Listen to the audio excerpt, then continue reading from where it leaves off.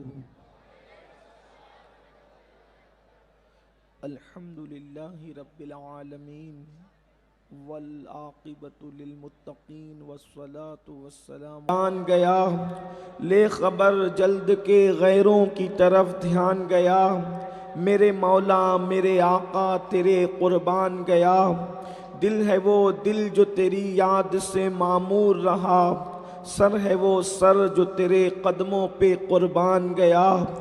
آہ وہ آنکھ کے ناکام تمنا ہی رہی، ہائے وہ دل جو تیرے در سے پر ارمان گیا. اور انہیں جانا انہیں مانا نہ رکھا غیر سے کام، انہیں جانا انہیں مانا نہ رکھا غیر سے کام. للہ الحمد میں دنیا سے مسلمان گیا. آج کی یہ محفل، جیسا کہ مجھے پوسٹرز کے ذریعے سے پتہ چلا ہے کہ یہ محفل کا عنوان عشق و محبت کانفرنس کے حوالے سے ہے، اور ابھی برادر طریقت حضرت مولانا ساجد حسین رضوی صاحب نے اعلان فرمایا کہ کئی عناوین کے حوالے سے مجھے پابند کیا گیا ہے. میں نے ان سارے عناوین کے حوالے سے سورہ مجادلہ کی آخری آیتوں کی تلاوت کرنے کا شرف حاصل کیا ہے.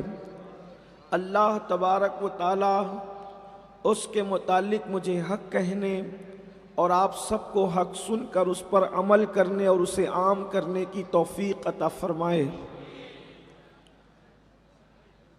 یہ ماہ مبارک فخر زمین و زمن، سرمایہ اہل سنن، آیات من آیات اللہ، کنز الکرامت، جبل الاستقامت، مجدد میت ماضیہ، امام اہل سنت امام احمد رضا خان محدث بریلوی رحمت اللہ تعالی علیہ کے عرس سراپا قدس کے حوالے سے متعارف ہے. امام احمد رضا کو دنیا کا ہر انسان جانتا ہے.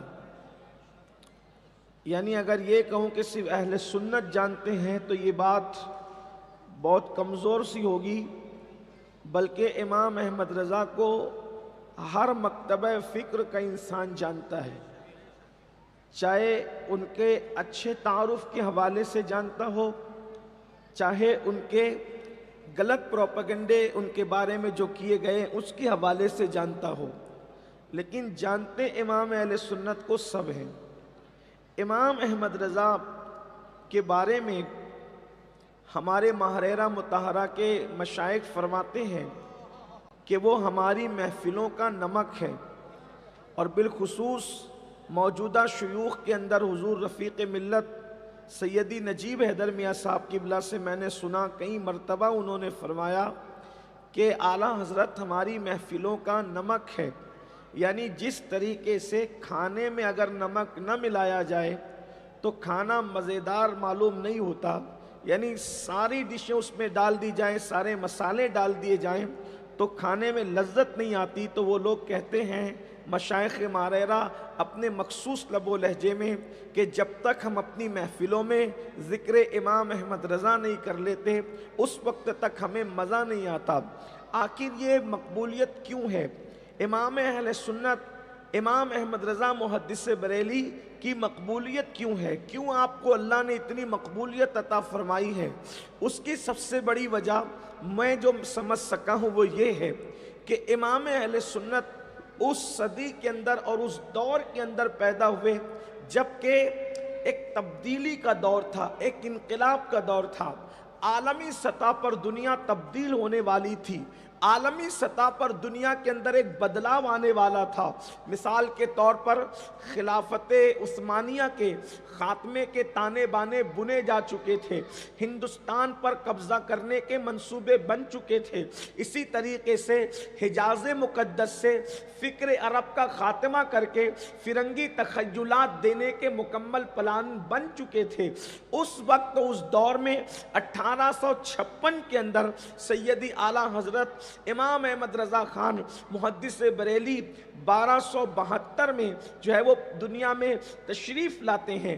امام اہل سنت کی آمد جو ہے ایسے وقت میں ہوتی ہے کہ جب ہندوستان میں، بلکہ ہندوستان ہی نہیں دنیا کے بیشتر ممالک کے اندر فرنگیوں کا قبضہ ہو چکا تھا، ہو رہا تھا، اور ایک عجیب ہمہ ہمی کا ماحول تھا، اور انگریز کو اپنی حکومت کو قائم رکھنے کے لیے کرنا یہ تھا کہ ان لوگوں کو، مسلمانوں کو لڑا کر کے آپس میں انتشار اور افتراق پیدا کر کے لوگوں کے درمیان حکومت کرنا تھا۔ صرف مسلمان ہی نہیں بلکہ دنیا کے ہر انسان کو انہوں نے لڑانا تھا، ڈیوائیڈ کرنا تھا اور حکومت کرنا تھا۔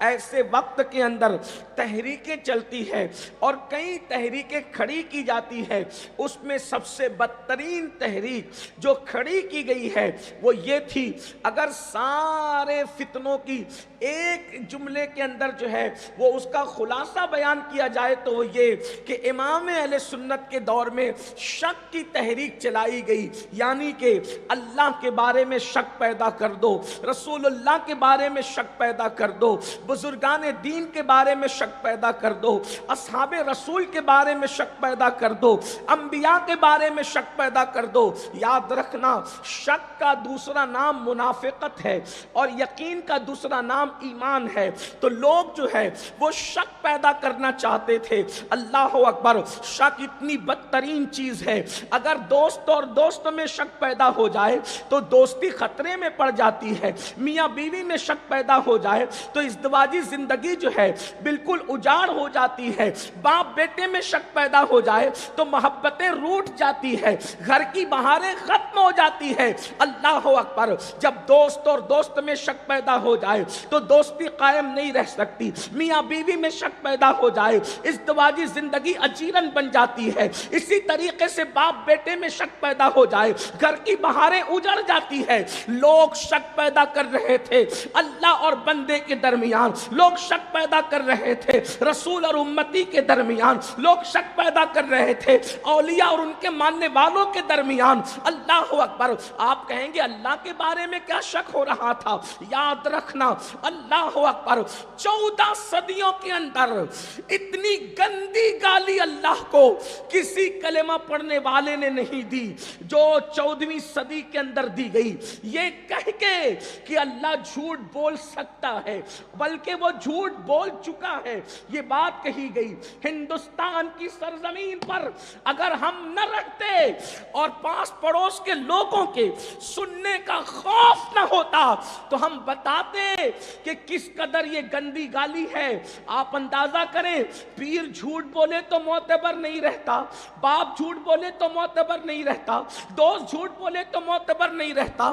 اللہ اکبر، عقل کے غلاموں نے اللہ تک کو جھوٹا قرار دیا، اور یہ بات چھپی ہوئی نہیں ہے، براہین قاطعہ اس پر جو ہے وہ شاہد ہے، اس میں لکھا ہوا ہے، اسی طریقے سے فتاوی رشیدیہ میں بھی لکھا ہوا ہے۔ اللہ اکبر، میں یہ بات آپ کے سامنے، میرا عنوان یہ نہیں ہے کہ کس نے کیا لکھا، لیکن آپ کو بالخصوص جوانوں کو پتہ ہونا چاہیے، یہ جو میں کتابوں کے نام لے کر کے جا رہا ہوں، اللہ اکبر، اگر میں یہاں موجود نہ رہا تو یہاں ہمارے علماء موجود ہیں اور یہ ذمہ داری لیں گے کہ جو عبارتوں کی طرف میں اشارہ کر رہا ہوں یہ وہ عبارتیں ان کتابوں کے اندر بتائیں گے، اور اگر کوئی ذمہ داری نہیں لے سکتا تو میں خود اپنی گفتگو کا ذمہ دار ہوں۔ جودھ پور والوں، اگر میں نے نہ بتائی یہ بات، اللہ اکبر، کہ اللہ رب العزت کو یہ گالی کس نے دی؟ ان لوگوں نے دی جن لوگوں کے ساتھ علماء کا ٹائٹل جڑا ہوا تھا، ان لوگوں کے ساتھ جن کے نام کے ساتھ کلمے کا ٹائٹل جڑا ہوا تھا۔ یہ 14ویں صدی کا بدترین فتنہ ہے شک پیدا کرنے کا۔ اب آپ مجھے بتائیں، جب اللہ ہی پر جھوٹ کا الزام رکھ دیا گیا تو پھر سچے کی توقع انسان کس سے کر سکتا؟ اللہ اکبر، یہ اللہ پر تبرہ تھا۔ اور بھی باتیں ہیں، میں اس کو جو ہے وہ چونکہ مجھے کئی عناوین پر گفتگو کرنا ہے، ویسے اگر امام اہل سنت کا عنوان تھا تو یہ عنوان ہی بہت طویل ہے، لیکن بہرحال وقت اور تقاضے کی وجہ سے اور بھی عناوین کے حوالے سے مجھے پابند کیا گیا ہے، لیکن میں اہل جودھ پور کے غیور جوانوں کی توجہ چاہتا ہوں۔ لوگ یہ بھی کہتے ہیں، یہ مولوی لوگ اختلافات کی بات کرتے ہیں، میں صرف آج آپ سے عدل اور انصاف کا طالب ہوں۔ کوئی بھی سن رہا ہو، ہمارا موافق ہو یا مخالف ہو، کوئی بھی بھائی سن رہا ہو، اس کی توجہ چاہتا ہوں یہ سوچ کر اپنی قبر کا خیال کرنا میرے بھائی، اللہ کی عدالت میں کھڑے رہنے کا خیال کرنا میرے بھائی، اور پھر سوچنا کہ امام احمد رضا اور ان کی فکر کو جو لوگ دنیا میں عام کر رہے ہیں، وہ لوگ آپ کے حوالے سے ہمدرد ہیں یا پھر آپ پر وہ ظلم کر رہے ہیں، یہ آپ کو خود سوچنا ہوگا۔ اللہ نے عقل دی ہے، اللہ نے شعور دیا ہے، اللہ نے سوچنے سمجھنے کی صلاحیت دی ہے۔ اللہ اکبر، اللہ کو ایسی گالی دی گئی، اگر دوسرے مذاہب والوں کے سننے کا خوف نہ ہوتا تو میں اس پر مزید اللہ کو جو گالیاں کلمہ پڑھنے والوں کی طرف سے دی گئی ہے نام نہاد، ان کا ذکر بھی کرتا، اس کی تفصیل بھی بیان کرتا، لیکن مجھے اس کا احساس بھی ہے کہ کہیں پڑوسی سن کر کے اس کا مس یوز نہ کر لیں، کیونکہ ہمیں اوروں کا بھی خیال ہوتا ہے۔ میرے آقا علیہ الصلوۃ والتسلیم کے پیارے دیوانوں، جب تک کہ کیمرے نہیں تھے لوگ کہتے تھے دیواروں کے کان ہوتے ہیں، جب سے کیمروں کا سسٹم آیا ہے ہم یہ کہتے ہیں دیواروں کو اب کان بھی ہوتے ہیں، دیواروں کی آنکھیں بھی ہوتی ہے۔ اس لیے ہمیں بہت سوچ سمجھ کر گفتگو کرنا ہے، کہیں ایسا نہ ہو کہ ایک دیوار محفوظ کرنے جائے دوسری ہی ٹوٹ جائے، اس کا بھی خیال کرنا ہے۔ تو اللہ پاک کو گالی دی گئی، رسول اللہ کو گالی دی گئی، حضور علیہ السلام کو کیا گالی دی گئی؟ یہ کہا گیا، تقویۃ الایمان کا مصنف کہتا ہے کہ وہ تو مر کر کے مٹی میں مل چکے ہیں معاذ اللہ۔ اللہ اکبر، آپ اندازہ فرمائیں، آپ غور فرمائیں، اور بھی اس سے بڑھ کر کے کیسی کیسی گندی گالیاں اللہ کے رسول علیہ السلام کو دی گئی۔ اب ایک انسان جب سنے گا کہ وہ مر کے مٹی میں مل چکے ہیں، ختم ہو چکے ہیں، تو پھر کلمہ پڑھنے والا آخر آس کس سے لگائے، امید کس سے لگائے، توجہ کس کی طرف کرے، خیال کس کی طرف کرے؟ حضور علیہ السلام کو موت آئی، ہمارا یہ عقیدہ اہل سنت کا ضرور ہے، لیکن کسی بھی نبی کی موت کو ہم عام انسان کی موت کی طرح نہیں سمجھتے، بلکہ ہم یہ کہتے ہیں انبیاء کو موت آئی ہے مگر ایک آن کے لیے آئی ہے، اس کے بعد اللہ نے ہمیشہ کے لیے انہیں حیات ابدی اور سرمدی عطا فرما دیا ہے۔ لیکن بہرحال انبیاء کے بارے میں اور خاص طور پر سید الانبیاء جانے مسیح کے بارے میں یہ بات کہی گئی، مر کر مٹی میں مل گئے، وہ تو کچھ بھی نہیں کر سکتے، اتنے مجبور ہیں کہ وہ اپنی بیٹی کی تک شفاعت نہیں کر سکتے، یہ باتیں لکھی گئی ہے، اتنے مجبور ہیں، اتنے لا علم ہیں کہ ان کو خود خبر نہیں ہے کہ قیامت کے دن ان کے ساتھ کیا کیا جائے گا۔ یہ تمہیدی گفتگو آپ توجہ سے سنیں، اور پھر آپ کو پتا ہونا چاہیے کہ جس بند قلندر کو احمد رضا کہتے ہیں اس کے احسانات ہم پر کتنے ہیں۔ میری قوم کے جوانوں یاد رکھو، اگر کوئی نوکری دلا کر کے ہمارے بچوں کی روٹی روزی کا انتظام کرے، ہم پوری زندگی اس کے احسان تلے دبے رہتے ہیں، اس کے احسان کو ہم کیوں نہ سلام کریں؟ جس نے روٹی روزی کا انتظام نہیں کیا بلکہ ہمارے لیے ایمان بچا کر جنت کے داخلے کا انتظام کر دیا۔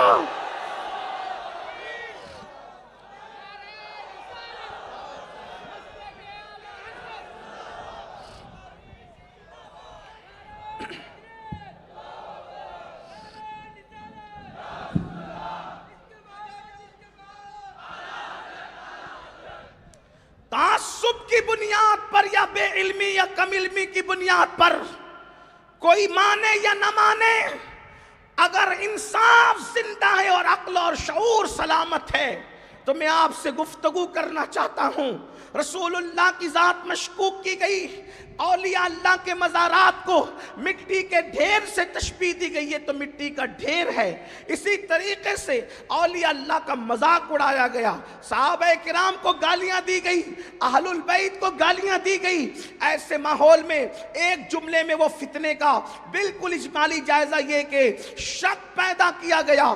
جس دور میں شک پیدا کر کے لوگوں کو اللہ اور اس کے رسول سے دور کیا جا رہا تھا، اس وقت اللہ رب العزت نے 1856 میں امام احمد رضا کو اپنے نبی کا معجزہ بنا کر، غوث اعظم کی کرامت بنا کر اور اپنی نشانیوں میں سے ایک نشانی بنا کر دنیا کے اندر بحیثیت مجدد جلوگر فرمایا۔ آپ دنیا میں تشریف لائے اور جب شک پیدا کیا جا رہا تھا، امام احمد رضا نے ایک دعوت دی جس کو دعوت یقین کہتے ہیں۔ لوگوں نے ایک عبارت میں اللہ کے جھوٹ بولنے کو ممکن کہا۔ میرے امام نے کئی کتابیں لکھی اور سبحان و سبو لکھ کر کے ان کے فتنے کو دھول چٹایا اور قرآن کی آیت سے استدلال فرمایا، او جھوٹے مکاتب فکر والو، وہ تمہارا کوئی ہوگا جو جھوٹ بول سکتا ہے، ہمارا تو اللہ وہ ہے۔ قرآن کہتا ہے قل صدق اللہ، محبوب کہہ دو کہ اللہ سچا ہے۔ نعرہ تکبیر، نعرہ رسالت، عظمت الوہیت، مسلک اعلی حضرت، نعرہ تکبیر، سبحان اللہ۔ اللہ سچا ہے، قرآن کہہ رہا ہے، اور جب قرآن کہہ چکا کہ اللہ سچا ہے، اللہ نے کہا اللہ سچا ہے، تو ملا کچھ بھی کہتا رہے، ملا کی نہیں مانی جائے گی، اللہ کی مانی جائے گی۔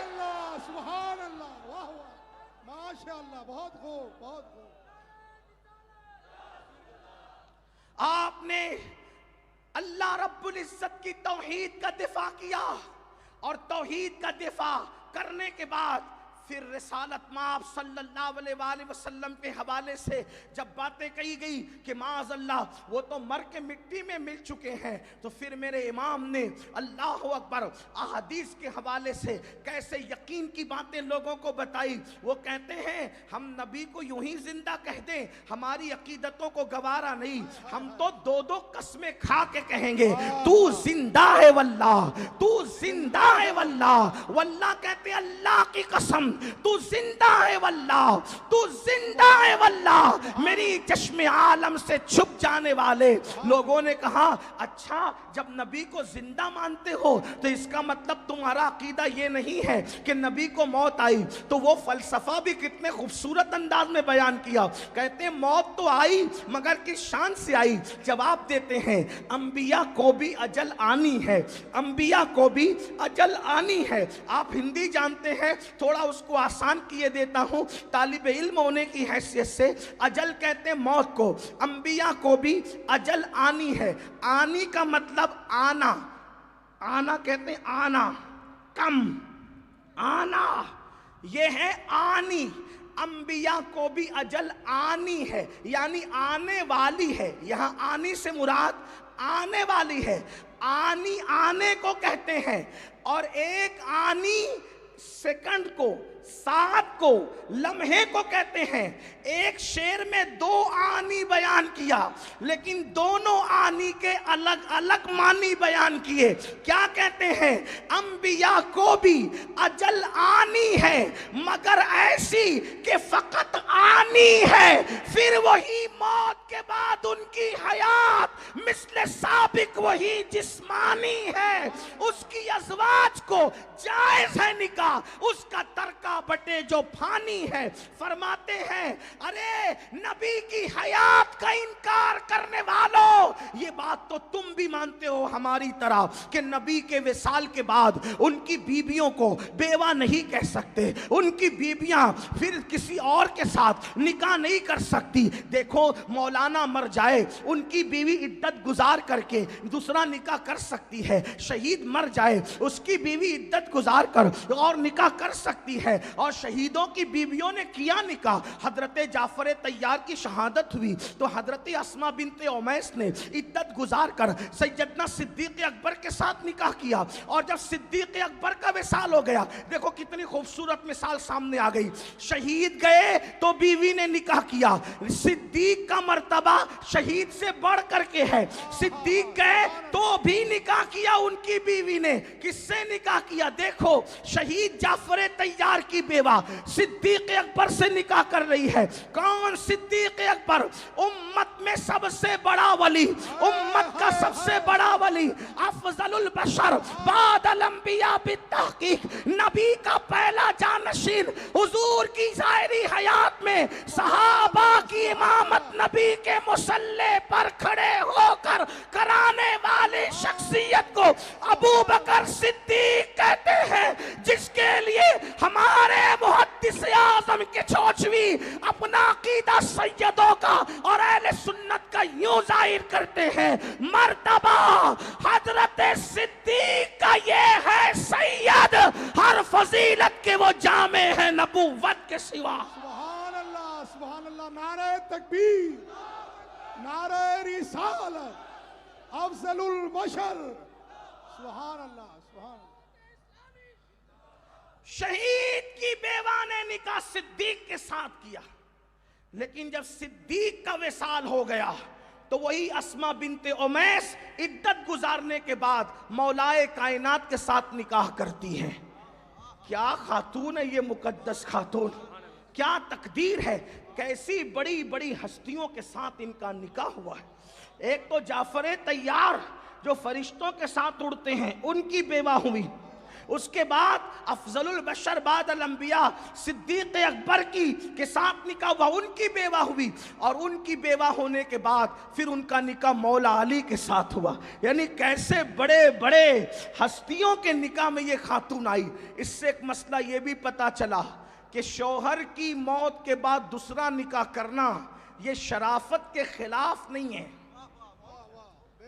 جو عورتیں آج کہتی ہیں نا کہ شوہر کا جوانی میں انتقال ہو گیا, میں اس کے نام پہ بیٹھی رہوں گی, یہ کون سی بات ہے کہ ہم دوسرا نکاح کریں؟ دوسرا نکاح شرافت کے خلاف ہے. میں نے کہا آج کی کوئی عورت اسماء بنت امیس کے قدموں کی دھول کے برابر بھی شرافت نہیں پا سکتی. جب اس خاتون نے بیوہ ہونے کے بعد نکاح کیا, اس کا مطلب یہ ہے کہ یہ شرافت کے خلاف نہیں ہے, بلکہ ایک بات معذرت کے ساتھ کہہ دوں, ارے جوان شوہر کے انتقال کے بعد اس کے نام پہ گھر بیٹھ کر اوروں کو پاپ کی نگاہ سے دیکھنے کا موقع دینے سے بہتر ہے کہ کسی کے نام کا گھونگھٹ سر پہ ڈال کر اپنی آبرو کی حفاظت کر لی جائے. واہ واہ, سبحان اللہ. یہ سب سے بڑی شرافت ہے. سبحان اللہ, سبحان اللہ. اسلام ظاہر کی بات نہیں کرتا.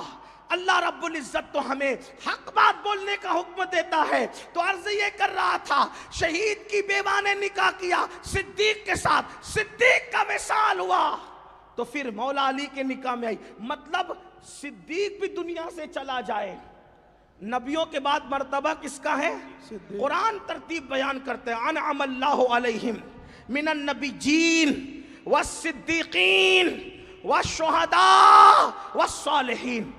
اب جو خلافت کی ترتیب الٹنا چاہتے ہیں وہ ابو بکر کو صدیق بھی مانتے ہیں, اور پھر کہتے ہیں نہیں تھوڑی سی ترتیب الٹنی چاہیے کیونکہ دور جدید ہے.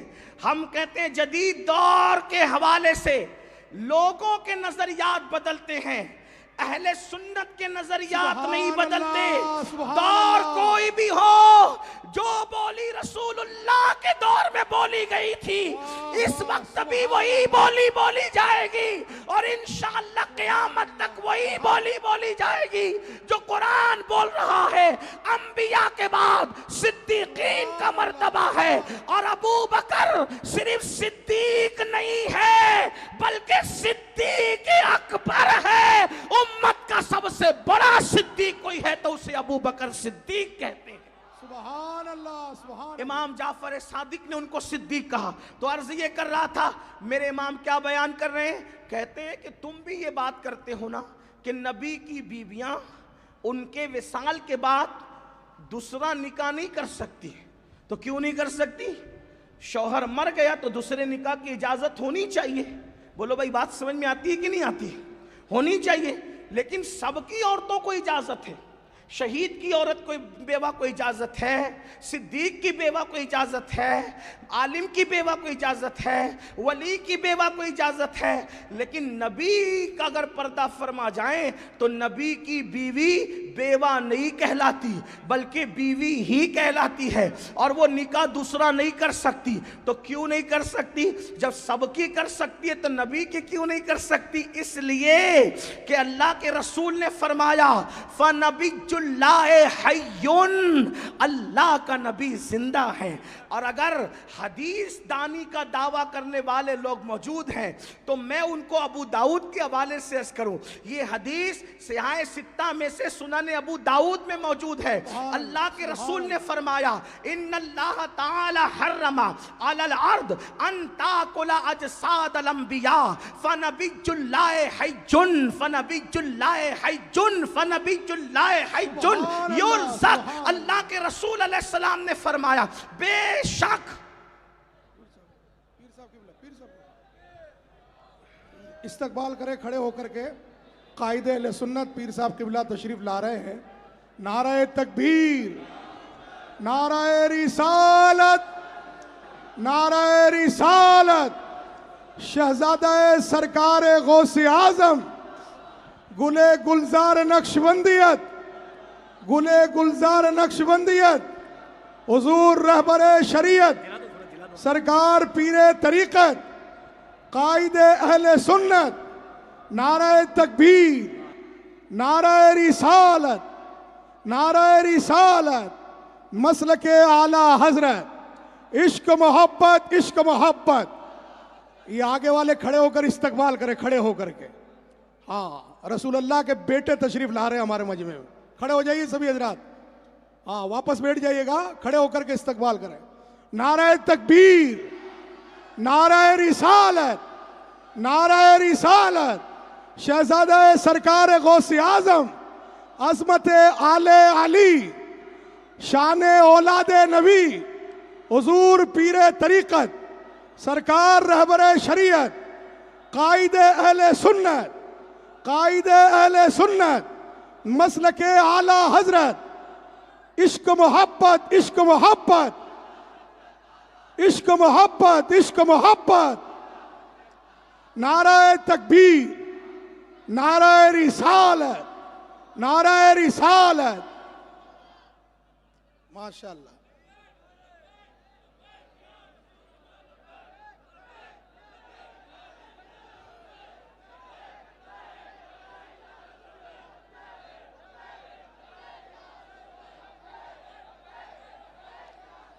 نعرہ تکبیر, نعرہ رسالت. اب مکمل خاموشی بنائے رکھے. جو حضرات کھڑے ہوئے ان کا میں شکر گزار. تشریف رکھے اپنی جگہ پر. حضرت قبلہ پیر صاحب تشریف لے آئے, یہ مہربانی ان کی. اللہ پاک جب کسی علاقے کی طرف بھلائی کی نظر رحمت فرماتا ہے تو اس علاقے میں اپنے محبوبوں کے قدم بھیج دیا کرتا ہے. اللہ پاک نوجوانوں کی کاوشوں کو قبول فرمائے.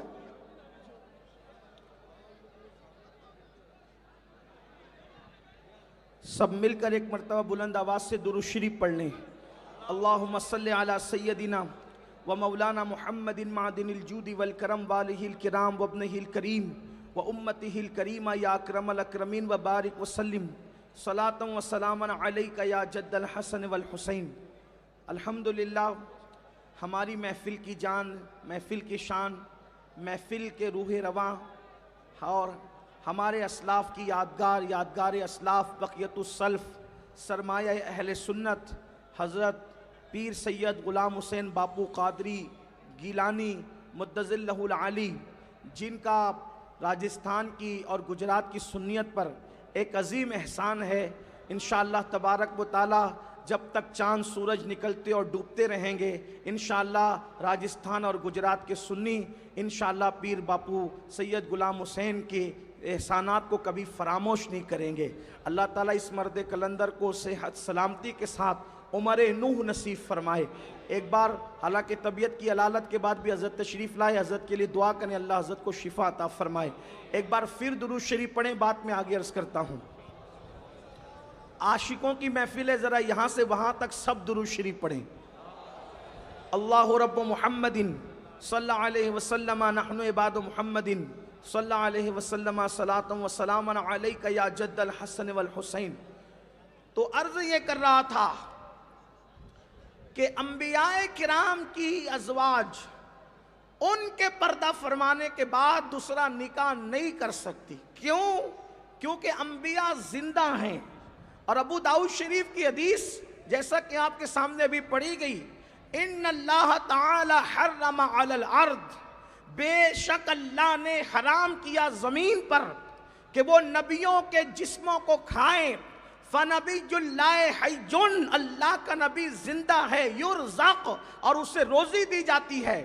تو یہ فَنَبِيُّ اللَّهِ حَيٌّ کو سامنے رکھتے ہوئے میرے امام کہتے ہیں تو زندہ ہے واللہ، تو زندہ ہے واللہ، میری چشم عالم سے چھپ جانے والے تو نبی زندہ ہیں، اس لیے ان کی ازواج دوسرا نکاح نہیں کر سکتی۔ ایک دلیل یہ بھی ہے، تو جو نبی کو مردہ بھی کہتے ہیں اور نبی کی بیویوں کو بیویاں بھی کہتے ہیں، تو ان سے کہنا یہ ہے یا تو مردہ کہنا چھوڑ دیا جائے، یا تو پھر بیویاں کہنا چھوڑ دیا جائے، یا تو بیویاں ہوگی یا تو بیوہ ہوگی۔ جس کا شوہر مر جائے وہ بیوہ ہے، اور جس کا شوہر زندہ ہے پھر وہ بیوی ہے۔ آج تک امت میں کسی نے نبی کی 5 ازواج کو بیوہ نہیں لکھا، نہ بیوہ کہا۔ تو میرے امام کہتے ہیں انبیاء کو بھی اجل آنی ہے، مگر ایسی کہ فقط آنی ہے، پھر وہی موت کے بعد ان کی حیات مثل سابق وہی جسمانی ہے۔ اس کی ازواج کو جائز نکاح، اس کا ترکہ بٹے جو فانی ہے۔ اس طرح یقین کی بات میرے امام نے کی۔ جس وقت بات کہی گئی اللہ کے رسول کیا دفع کر سکتے ہیں بلاؤں کو، بلاؤں کو دفع کر سکتے ہیں، تو اس وقت آپ نے الامن والعلا یہ پوری کتاب سینکڑوں صفحات پر لکھی، اور اس کے بعد آپ نے بتایا کفر سے بڑھ کر کے اور کون سی بلا ہو سکتی ہے۔ توجہ فرمائیں، آج بھی اگر لوگوں کو نور ہدایت نصیب ہو رہا ہے تو یہ مصطفیٰ جان رحمت کے فیضان نظر سے، فیضان کرم سے ہے۔ تو لوگ کہتے ہیں کیا وہ بلا دفع کر سکتے ہیں؟ ارے نادان، کفر سے بڑی بلا اور کیا ہو سکتی ہے؟ جو کفر جیسی بلا کو دفع کر دے اس سے بڑا دافع بلا کون ہو سکتا ہے؟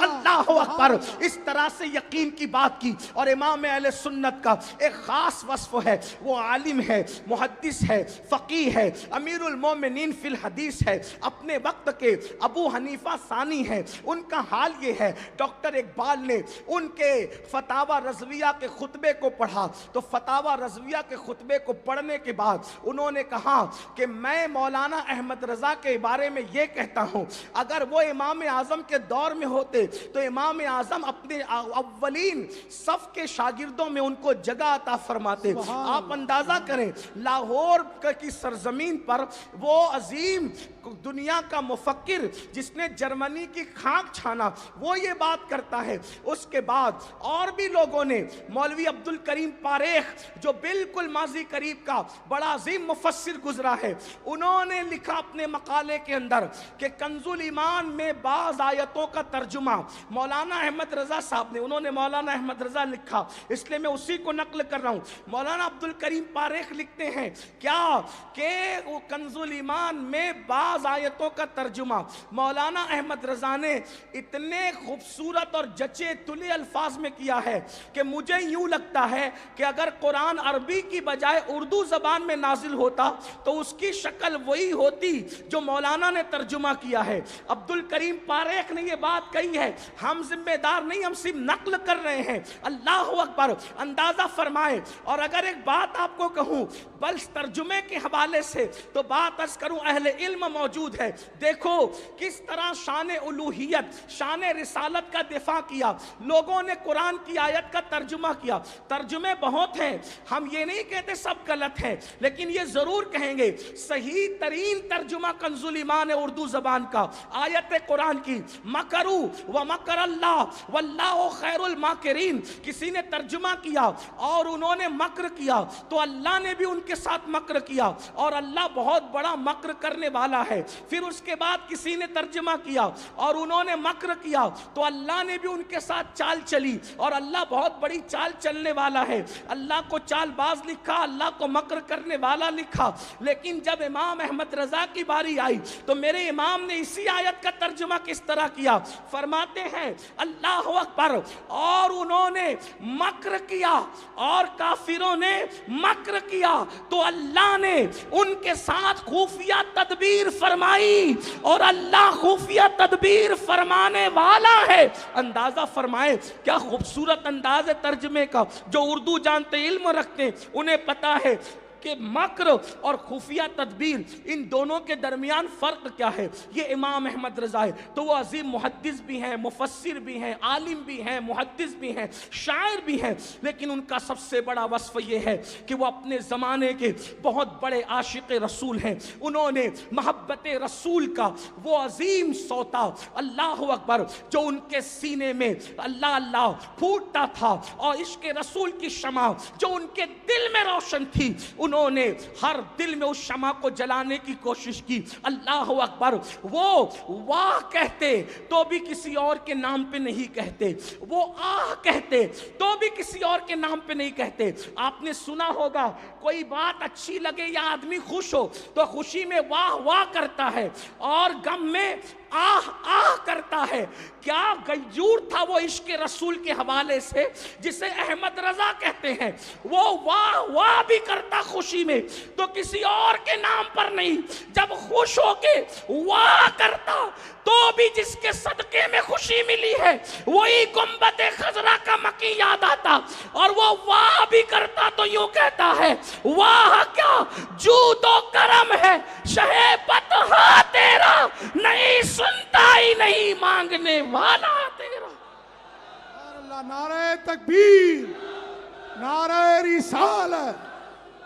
اور جب وہ غموں میں آہ کرتا آہ تو اس کی آہیں بھی محبوب کے نام ہوتی اور یوں کہتا اے شافع امم شہ ذی جال خبر للہ لے خبر میری للہ لے خبر.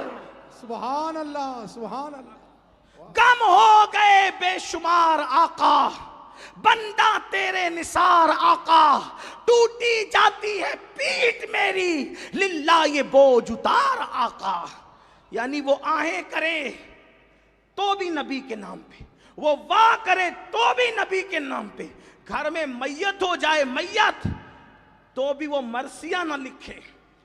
بھائی کی موت پر بھی قلم اٹھائے تو مرثیہ لکھنے کی بجائے نبی کی نعت ہی لکھے. اور کیا بڑے مزے میں نعت لکھتے ہیں, کہتے ہیں اور بڑے خوبصورت لب و لہجے میں کہتے ہیں کہ آنکھیں رو رو کے سجانے والے, جانے والے نہیں آنے والے, وہی دھوم ان کی ہے ماشاء اللہ, مٹ گئے آپ مٹانے والے, حسن تیرا سا نہ دیکھا نہ سنا کہتے ہیں اگلے زمانے والے, جگمگا اٹھی میری گور کی خاک تیرے قربان چمکنے والے. اور مکتے میں کہتے ہیں کیوں رضا آج گلی سونی ہے اٹھ میرے دھوم مچانے والے. سبحان اللہ. گھر کی میت پر بھی نبی یاد آتے ہیں, شادیوں کے موقع پہ بھی نبی یاد آتے ہیں. حد تو یہ ہے وہ ایسا کشتہ عشق رسول تھا کہ لوگ کعبہ دیکھتے ہیں تو کعبہ دیکھ کر لوگوں کو خلیل اللہ اور ذبیح اللہ کی محنتیں یاد آتی ہے، مگر کیا وہ فنا فر رسول تھا؟ اس کی نگاہ کعبے پہ پڑتی ہے تو اپنا محبوب ہی یاد آیا، اور محبوب کے پردے میں پھر ان کی محنتیں یاد آئی۔ کہتے ہیں ہوتے کہاں خلیل و بنا کعبہ منا، لولاک والے صاحبی سب تیرے گھر کی ہے۔ اور وہ جب مسلک بیان کرتا ہے تو اپنے سودا گران محلے کا مسلک نہیں بیان کرتا کہ میرے مولانا نے یہ کہا اور میرے فلاں نے یہ کہا۔ جب وہ مسلک بیان کرتا ہے تو بھی مسلک صحابہ سے بیان کرتا ہے، اور کس شان سے اہل بیت کو بھی نہیں چھوڑتا اور صحابہ کو بھی نہیں چھوڑتا۔ اہل بیت اور صحابہ کے دریا کا وہ عظیم سنگم پیش کرتا ہے۔ مسلک کیا ہے؟ مسلک یہ ہے سب کچھ رسول ہیں، سب کچھ رسول ہیں، سب کچھ رسول ہیں، سب کچھ رسول ہیں۔ اللہ کے بعد جو کچھ ہیں وہ سب کچھ رسول ہیں۔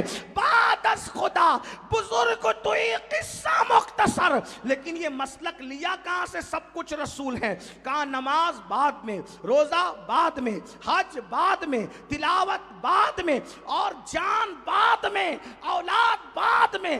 پہلے نمبر پر کون؟ سب کچھ رسول ہیں۔ کہاں سے لیا؟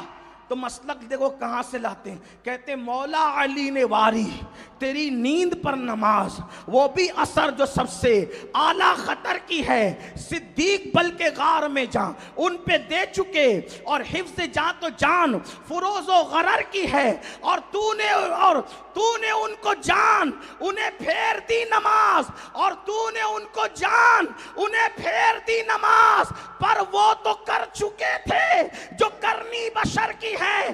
علی نے عصر کی نماز نبی کی نیند پہ قربان کی، صدیق نے جان قربان کی۔ لیکن یا رسول اللہ، آپ کسی کا احسان کب رکھتے؟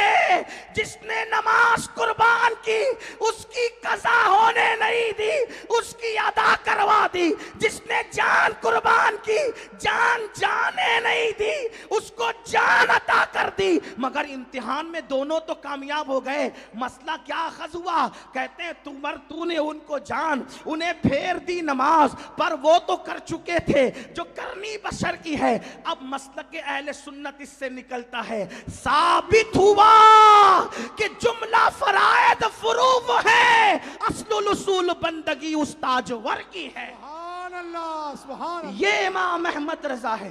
علم حدیث پر جو گفتگو کرے اس جیسا محدث 14ویں صدی میں نظر نہیں آتا، فقہ پر کلام کرے اس جیسا فقی نظر نہیں آتا۔ میں ان پہ کیا گفتگو کروں، وقت جو ہے مجھے تنگ دامنی کی شکایت کرتے ہوئے اپنی طرف کھینچتا ہے، اور 1 گھنٹے کا وقت میرا پورا ہوتا ہے۔ لیکن بات سمجھتے ہوئے ایک بات عرض کر کے اگلے عنوان کی طرف بڑھتے ہیں۔ ایک بات آپ سے کہوں، وہ کیسا کشتہ عشق رسول تھا۔ سب سے مشکل زبان فقہ کی زبان ہے، کیونکہ یہ قانون کی زبان، یہ کیا ہے؟ قانون کی زبان مشکل زبان ہوتی۔ آپ بھی دیکھیں جو لوگ LLB کرتے ہیں، جو لاء پڑھتے ہیں، قانون پڑھتے ہیں، قانون میں یہ دفعہ قانون کی کتابوں میں کیا گل و بلبل کی بات لکھی ہوتی ہے؟ عشق و محبت کی بات لکھی ہوتی ہے؟ لیلا مجنو کی بات لکھی ہوتی ہے؟ پوری بار شریعت اٹھا کر کے پڑھ لیں، یہ ہوگا تو نماز فاسد ہو گئی، یہ ہوا تو ایسا ہوا، یہ ہوا تو ایسا ہوا۔ اسی طرح در مختار اٹھا کر دیکھ لیں، رد المختار اٹھا کر دیکھ لیں، عالمگیری اٹھا کر دیکھ لیں۔ آپ جس کو بھی فقہ کی کتاب آپ اٹھا کر کے دیکھیں تو آپ کو پتہ چلے گا کہ وہ بڑی خشک زبان ہے۔ لیکن 14ویں صدی کا جو مجدد ہے، جسے دنیا امام عشق و محبت کہتی ہے، اس نے قانون کی زبان میں فقہ کی زمین پر بھی عشق و محبت کے پودے کی شان سے لگائے۔ جیسے مثال کے طور پر ایک سوال ہے، سوال تو ظاہر سی بات ہے کہ سوال تو قانون ہی پوچھ رہا ہے۔ سوال کیا ہے؟ سوال یہ پوچھا گیا ہے، یہ بتایا جائے کہ پانیوں میں سب سے افضل ترین پانی کون سا ہے؟ پانیوں میں سب سے افضل ترین پانی کون سا ہے؟ تو اب کسی نے کہا زمزم ہے، کسی نے کہا کوثر ہے، کسی نے کچھ، کسی نے کچھ، کسی نے کچھ۔ لیکن عاشق عاشق کی نظر محبوب پر رہتی ہے. میں یہ نہیں کہتا جنہوں نے لکھا وہ عاشق نہیں تھے, مفہوم مخالف مراد نہیں لینا چاہیے آپ کو, چونکہ عنوان آج یہ ہے تو بات یہی کی جائے گی, یہ بات آپ کو خیال رکھنا چاہیے. اللہ اکبر. تو کسی نے زمزم کا, کسی نے کوثر کا, کسی نے سلسبیل کا, کسی نے کچھ, کسی نے کچھ, لیکن میرے امام کی باری آئی تو امام کہتے ہیں پانیوں میں سب سے افضل ترین پانی وہ تھا جو مصطفیٰ جان رحمت کی انگلیوں سے نکلا تھا. زمزم تو ملنے والوں کو مل جائے گا, کوثر بھی ملنے والوں کو مل جائے گا, مگر قربان جائیں وہ کتنے خوش نصیب تھے میرے نبی کے یار جن کو نبی کی انگلیوں سے پانی کے چشمے ملے, اور جنہوں نے پیا, نہایا, وضو کیا. افسوس اب وہ مقدر کہاں سے لائیں, وہ مقدر کہاں سے لائیں؟ تو سب سے افضل ترین پانی کون سا؟ جو رسول اللہ کی انگلیوں سے نکلا. اس سے شان بھی میرے نبی کی پتہ چلی. جب قوم موسیٰ پیاسی ہوتی ہے تو پتھر پہ عصا مار کر کے پانی کے چشمے جاری کیے جاتے ہیں, اور جب اصحاب مصطفیٰ پیاسے ہوتے ہیں تو نہ پتھر کی ضرورت ہے نہ عصا کی ضرورت ہے, انگلیوں سے پانی کے چشمے جاری ہو جاتے ہیں. اسی لیے کہتے ہیں انگلیاں ہیں فیض پر, ٹوٹے پیاسے جھوم کر, ندیاں پنجاب رحمت کی ہے جاری. واہ واہ. یہ امام اہل سنت ہے. تو انہوں نے عشق کے, آج ہم اگر انگوٹھا چومیں تو لوگ ہمیں کچھ کہیں نہ کہیں, یہ ضرور تانا دیتے ہیں کہ یہ لوگ بریلوی ہیں, ہے نا؟ سبحان اللہ. اگر ہم مدینہ منورہ کی طرف رک کر کے سلام پڑھیں تو لوگ ہمیں یہ تانا ضرور دیتے ہیں کہ یہ بریلوی ہے. اگر ہم مزار پہ چادر لے کر کے جائیں, اگرچہ چادر لے جانے والے یہ تک کہہ دیں کہ نہیں ہم نہیں مانتے احمد رضا کو, پھر بھی لوگ کہتے ہیں کہ تو چادر لے جا رہا ہے مگر تو ہے بریلوی. حالانکہ ہم اہل سنت ہیں, بے شک, بے شک. ہم اہل سنت ہیں, لیکن دشمن ہمیں چڑھانے کے لیے کہتا ہے. لیکن اگر وہ چڑھانے کے لیے کہتا ہے تو ہم اس پر چڑھتے نہیں ہیں, اس لیے کہ چڑ اس بات پر آتی ہے جس میں عیب ہوتا ہے, جس میں عیب ہوتا ہے. لیکن حالانکہ ہم صرف اہل سنت ہے, ہماری پہچان پوری دنیا میں اہل سنت ہے, اور الحمدللہ ہم اپنے آپ کو اولین سنی ہی کہتے ہیں. جب حضور تاج الشریعہ بدر الطریقہ علامہ اختر رضا خان صاحب کی بلا اظہری میاں کو, جو اپنے دور کے فقیہ فقید المثال تھے, ان کو جب ایک ملک کی حکومت نے پکڑا اور پکڑ کر کہا کہ تم بریلوی ہو, تو آپ نے فرمایا بریلوی کوئی مسلک نہیں, ہم اہل سنت و جماعت ہیں. آپ نے یہ فرمایا, آپ کا پورا وہ رودات چھپی ہوئی ہے, آپ نے فرمایا. لیکن 12 لوگ ہمیں چڑھانے کے لیے کہتے ہیں, ان کا اپنا مزاج ہے, مگر ہم اس پر چڑھتے نہیں. ہم کہتے چلیں خوش ہو جائے, اگر آپ ہمیں بریلوی کہتے ہیں خوش ہو جائیں, ہمیں کوئی چڑھ نہیں. کیوں؟ اس لیے کہ اگر ایک نبی کے عاشق کے شہر کی طرف ہمیں منسوب کیا جا رہا ہے تو یہ ہمارے لیے عیب کی بات نہیں, ورنہ ہماری حقیقت تو اہل سنت ہی ہے, اور ہمارا پہلا تعارف یہی کہ ہم اہل سنت. لیکن لوگ ہمیں کہتے تو ضرور ہے نا, کیوں؟ آخر آپ سے پوچھنا چاہتا ہوں کیوں؟ اس لیے کہ اس عاشق رسول نے عشق رسول کا مجسم بن کر اتنی محنت کی, اتنی محنت کی, اتنی محنت کی کہ آج پوری دنیا کے اندر ان کا لکھا ہوا سلام, مصطفیٰ جان رحمت پہ لاکھوں سلام, کم و بیش ہر مسجد سے پیش کیا جا رہا ہے. اللہ اکبر. لوگ یا نبی سلام علیک پر چڑھتے تھے کہ ایک بار سنی سلام کیوں پڑھتا ہے. میرے امام نے جواب کتنا خوبصورت دیا, تو ایک سلام پہ چڑھتا ہے, ہم ایک زبان میں لاکھوں لاکھ پیش کریں گے. مصطفیٰ جان رحمت پہ لاکھوں سلام, شمع بزم ہدایت پہ لاکھوں سلام. ایک مولوی صاحب مر گئے, وہ بار بار کہتے تھے دیکھو دیکھو دیکھو کتنے جھوٹے ہیں یہ سنی لوگ, کہ ایک بار سلام پیش کرتے ہیں اور کہتے ہیں لاکھوں سلام, لاکھوں سلام. جھوٹ ہے کہ نہیں نبی کی بارگاہ میں؟ تو ان کا مجمع کہتا تھا جھوٹ ہے, جھوٹ ہے. ایک بار مالیگاؤں آ کے انہوں نے کہہ دیا کہ سنی جھوٹ بولتا ہے نبی کی بارگاہ میں. میں نے کہا اگر یہ جھوٹ ہے تو آپ سے ہم پوچھتے ہیں, ابھی تو تھوڑی دیر پہلے آپ مجمع دیکھ کے کہہ رہے تھے کہ اللہ کا لاکھ لاکھ شکر ہے کہ اللہ نے اتنا بڑا مجمع میرے جلسے میں بھیج دیا. تو جب تو ایک زبان میں اللہ کا لاکھ لاکھ شکر ادا کر سکتا ہے تو ایک زبان میں میں نبی پر لاکھوں سلام کیوں نہیں پڑھ سکتا؟ سبحان اللہ, سبحان اللہ. اور اگر لاکھوں سلام بول کے ہم جھوٹے ہیں تو ہم تو نبی کی بارگاہ میں تمہارے قول کے مطابق جھوٹ بول رہے ہیں. تم سے بڑا جھوٹا کون ہے مولوی صاحب؟ تم تو عالم الغیب و شہادہ کی بارگاہ میں جھوٹ بول رہے ہو. یہ تو الزامی جواب ہے. لیکن بات یہ ہے کہ جب لاکھ لاکھ شکر ایک زبان میں ادا ہو سکتا ہے اور اللہ کے یہاں کوئی حساب و کتاب نہیں ہے, اگر تو لاکھوں سلام کہے تو پھر تیرے لیے لاکھوں جواب بھی ہے, لاکھوں رحمتیں بھی ہے. اور انہوں نے جب درود لکھا تو پھر ایک دو پر کیا جو ہے وہ اکتفا نہیں کیا, بلکہ کہا کعبے کے بدرود تو جا تم پہ کروڑوں نہیں. اسی کو احمد رضا کہتے ہیں. میں طالب علم ہوں, کوئی محقق نہیں, لیکن کروڑوں نہیں, کعبے کے بدرود تو جا تم پہ کروڑوں. کروڑوں میں اور کروڑوں میں فرق ہے. کعبے کے بدرود تو جا تم پہ کروڑوں درود, طیبہ کے شمس الدہا تم پہ کروڑوں درود, شافع روزے جزا تم پہ کروڑوں درود, دافع جملہ بلا تم پہ کروڑوں درود, ذات ہوئی انتخاب, وصف ہوئے لاجواب, نام ہوا مصطفیٰ تم پہ کروڑوں درود, خلق کے حاکم ہو تم, رزق کے قاسم ہو تم سے ملا جو ملا تم پہ کروڑوں درود, شافی و نافی ہو تم, کافی و وافی ہو تم, درد کو کر دو دوا. سبحان اللہ. اس کو کہتے ہیں احمد رضا. درد کی کر دو دوا نہیں, درد کی کر دو دوا نہیں. اگر میں لکھنؤ اور دلی میں یہ قصیدہ پڑھتا تو جیسے پہلی بار سننے والے شاعر حیران رہ گئے.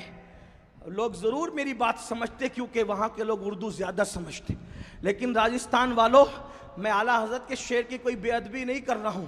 اگر آپ اردو نہیں سمجھتے لیکن عشق کی زبان ضرور سمجھتے ہیں. میں یہ سودا وہاں لے کر کے بیٹھا ہوں جہاں عشاق کی محفل ہے. توجہ ہے, کیا کہا؟ درد کی کر دو دوا نہیں, کیونکہ اگر درد کی دوا کی جائے تو کبھی شفا ملتی ہے, کبھی نہیں ملتی. بے شمار درد کی دوا ہوتی ہے کہ نہیں ہوتی ہے کہ نہیں ہوتی ہے کہ نہیں ہوتی. آپ نے دوا لی, بیماری بڑھ گئی, صحیح ہے, کبھی شفا نہیں ہوئی. لیکن احمد رضا کا اپنے نبی پہ یقین کتنا ہے. کیا کہتے ہیں؟ درد کی کر دو دوا, درد کو. یا رسول اللہ آپ تو ایسے شافی و نافع ہو, آپ کو دوا کی ضرورت نہیں ہے, آپ میرے درد کو خود ہی دوا بنا دیجئے. جب درد دوا بن جائے گا تو درد رہے گا کہاں؟ جب زہر خود تریاک ہو گیا تو اس سے مرے گا کوئی کیسے؟ وہ کہتے ہیں شافی ہو نافی ہو تم, کافی ہو وافی ہو تم, درد کو کر دو دوا تم پہ کروڑوں درود. اور ایک مقام پر کہتے ہیں اللہ اللہ جب لوگ ستاتے کہتے ایک طرف آدائے دی, ایک طرف ہے ہانسے دی, بندہ ہے تنہا شاہ تم پہ کروڑوں درود. اور پھر سب کہتے ہوئے کہتے ہیں اس پر کچھ نہیں چاہیے, کہتے ہیں جو کچھ کیا ہے اس سے ایک چیز طلب کرتا ہوں, کام وہ لے لیجئے تم کو جو راضی کرے, ٹھیک ہو نام رضا تم پہ کروڑوں درود. وہ اللہ اکبر. اس طرح عشق کے پودے ہمارے دلوں کی کھیتیوں میں بو گئے, عشق رسول کا چراغ ہمارے دلوں میں جلا گئے, ہمارے دلوں میں روشن کر گئے. آپ کوئی اعتراض دور حاضر کو ہو, اگر آپ اس کو ڈھونڈنا چاہتے ہیں رسائل اعلیٰ حضرت میں ڈھونڈے, فتاوی رضویہ میں ڈھونڈے, آپ کو مل جائے گا. بس ایک دو بات اور عرض کرتا ہوں, پھر اپنے دوسرے عنوان کی طرف آتا ہوں. پھر بات یاد آ گئی, آج کل ہمارے کچھ احباب علم کی کمی کی وجہ سے سوچتے ہیں یا اللہ یہ احمد, کچھ لوگ اپنے لوگ بھی ان سے ناراض ہیں, کچھ اپنے بھی ناراض ہیں, دوسرے تو ناراض ہیں. اپنے کیوں ناراض ہیں؟ کیونکہ انہوں نے پروپیگنڈا سنا, انہوں نے اعلیٰ حضرت کو پڑھا نہیں. میں ادب کے ساتھ راجستھان والوں تم سے کہتا ہوں, ایک بار احمد رضا کو پڑھ کے دیکھو, اعلیٰ حضرت کو پڑھ کے دیکھو.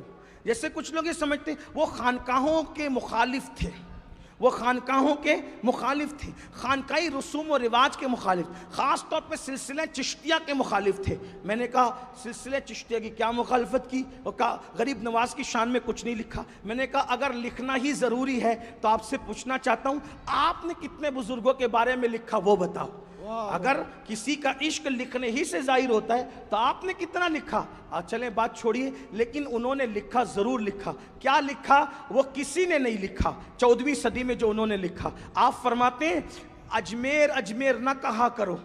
دیکھو ذرا, یہ تو خارجیوں کے نشیمن پہ بجلی گرا رہے، کہتے ہیں اجمیر اجمیر نہ کہا کرو. اگر کوئی سنی صحیح العقیدہ غفلت میں اجمیر اجمیر کہتا ہے، غفلت میں، وہ محروم ہے، محروم. اجمیر نہ کہا کرے بلکہ اجمیر شریف کہا کرے.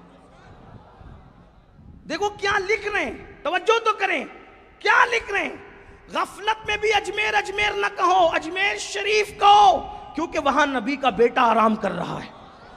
سبحان اللہ سبحان. اور اگر کوئی غریب نواز کے بغض میں اجمیر اجمیر کہتا ہے، اجمیر شریف نہیں کہتا، فرمایا وہ بد مذہب ہے. بغض غریب نواز میں اجمیر کہے تو بد مذہب ہے. اور سنی غفلت میں کہیں کم سے کم محروم ہے. اور پھر لکھتے ہیں احسن الویا لآداب الدعاء کا جو ہے وہ اللہ اکبر، اس کی جو ہے وہ اس کا حاشیہ لکھتے ہوئے امام المتکلمین مولانا نقی علی خان کی کتاب پر حاشیہ لکھتے ہوئے لکھتے ہیں کہ ہندوستان میں ایک آستانہ ایسا ہے کہ جہاں دعا کرنے والے کو نہیں دیکھا جاتا، ہر ایک کی دعا قبول ہو جاتی ہے. وہ آستانہ سلطان الہند معین ملت والدین سرکار غریب نواز کا آستانہ ہے. سبحان اللہ. یہ لکھا. اور کچھ لوگ کہتے ہیں امام اہل سنت امام احمد رضا تو قائل نہیں تھے محفل سما کے. کچھ لوگ سما پر آ کر کے پھر رکتے ہیں، کہتے ہیں وہ تو قائل نہیں تھے. ہم نے کہا ان کا رسالہ سما اٹھا کر دیکھو، جس کتاب کی انہوں نے تائید کی ہے سب سنابل شریف، اس میں سما کے آداب، اس میں سما کے آلات، اس میں سما کے معاملات لکھے ہوئے ہیں.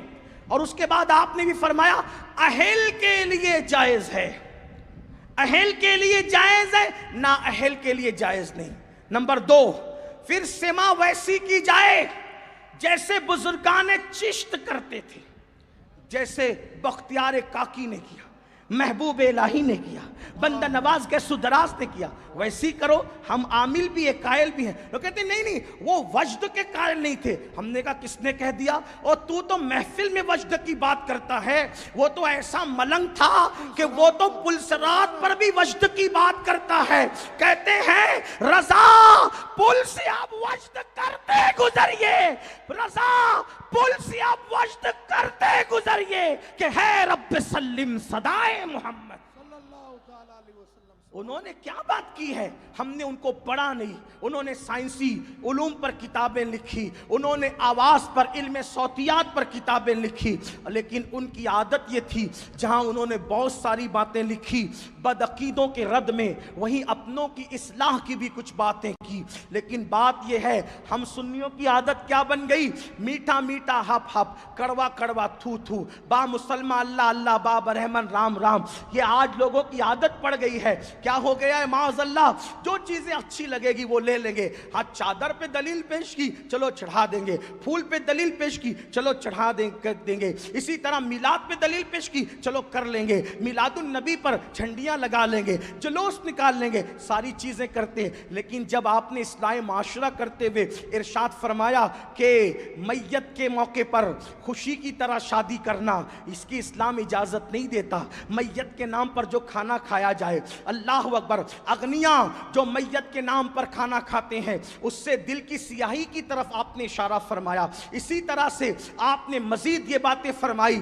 آج کل لوگ جو اپنے مشائخ کو، پیروں کو سجدہ کرتے ہیں، اللہ کے سوا کسی کو سجدہ کرنے کی اجازت نہیں ہے. جب یہ باتیں آتی ہے پھر لوگوں کو تکلیف ہوتی ہے. لوگوں کو تکلیف کیوں ہوتی؟ کہا کہ نہیں اب یہ بات تو نہیں ہے، ہم تو نہیں مانیں گے. ہم نے کہا مشائخ چشت کا حوالہ دے کر کے لوگ یہ بات کرتے ہیں کہ ان کے ہاں تو سجدہ ہوتا تھا. ہم نے کہا اللہ کی عزت کی قسم، ہمارے مشائخ چشت جتنا شریعت کے پابند تھے اتنا کون پابند ہو سکتا آج کے دور میں؟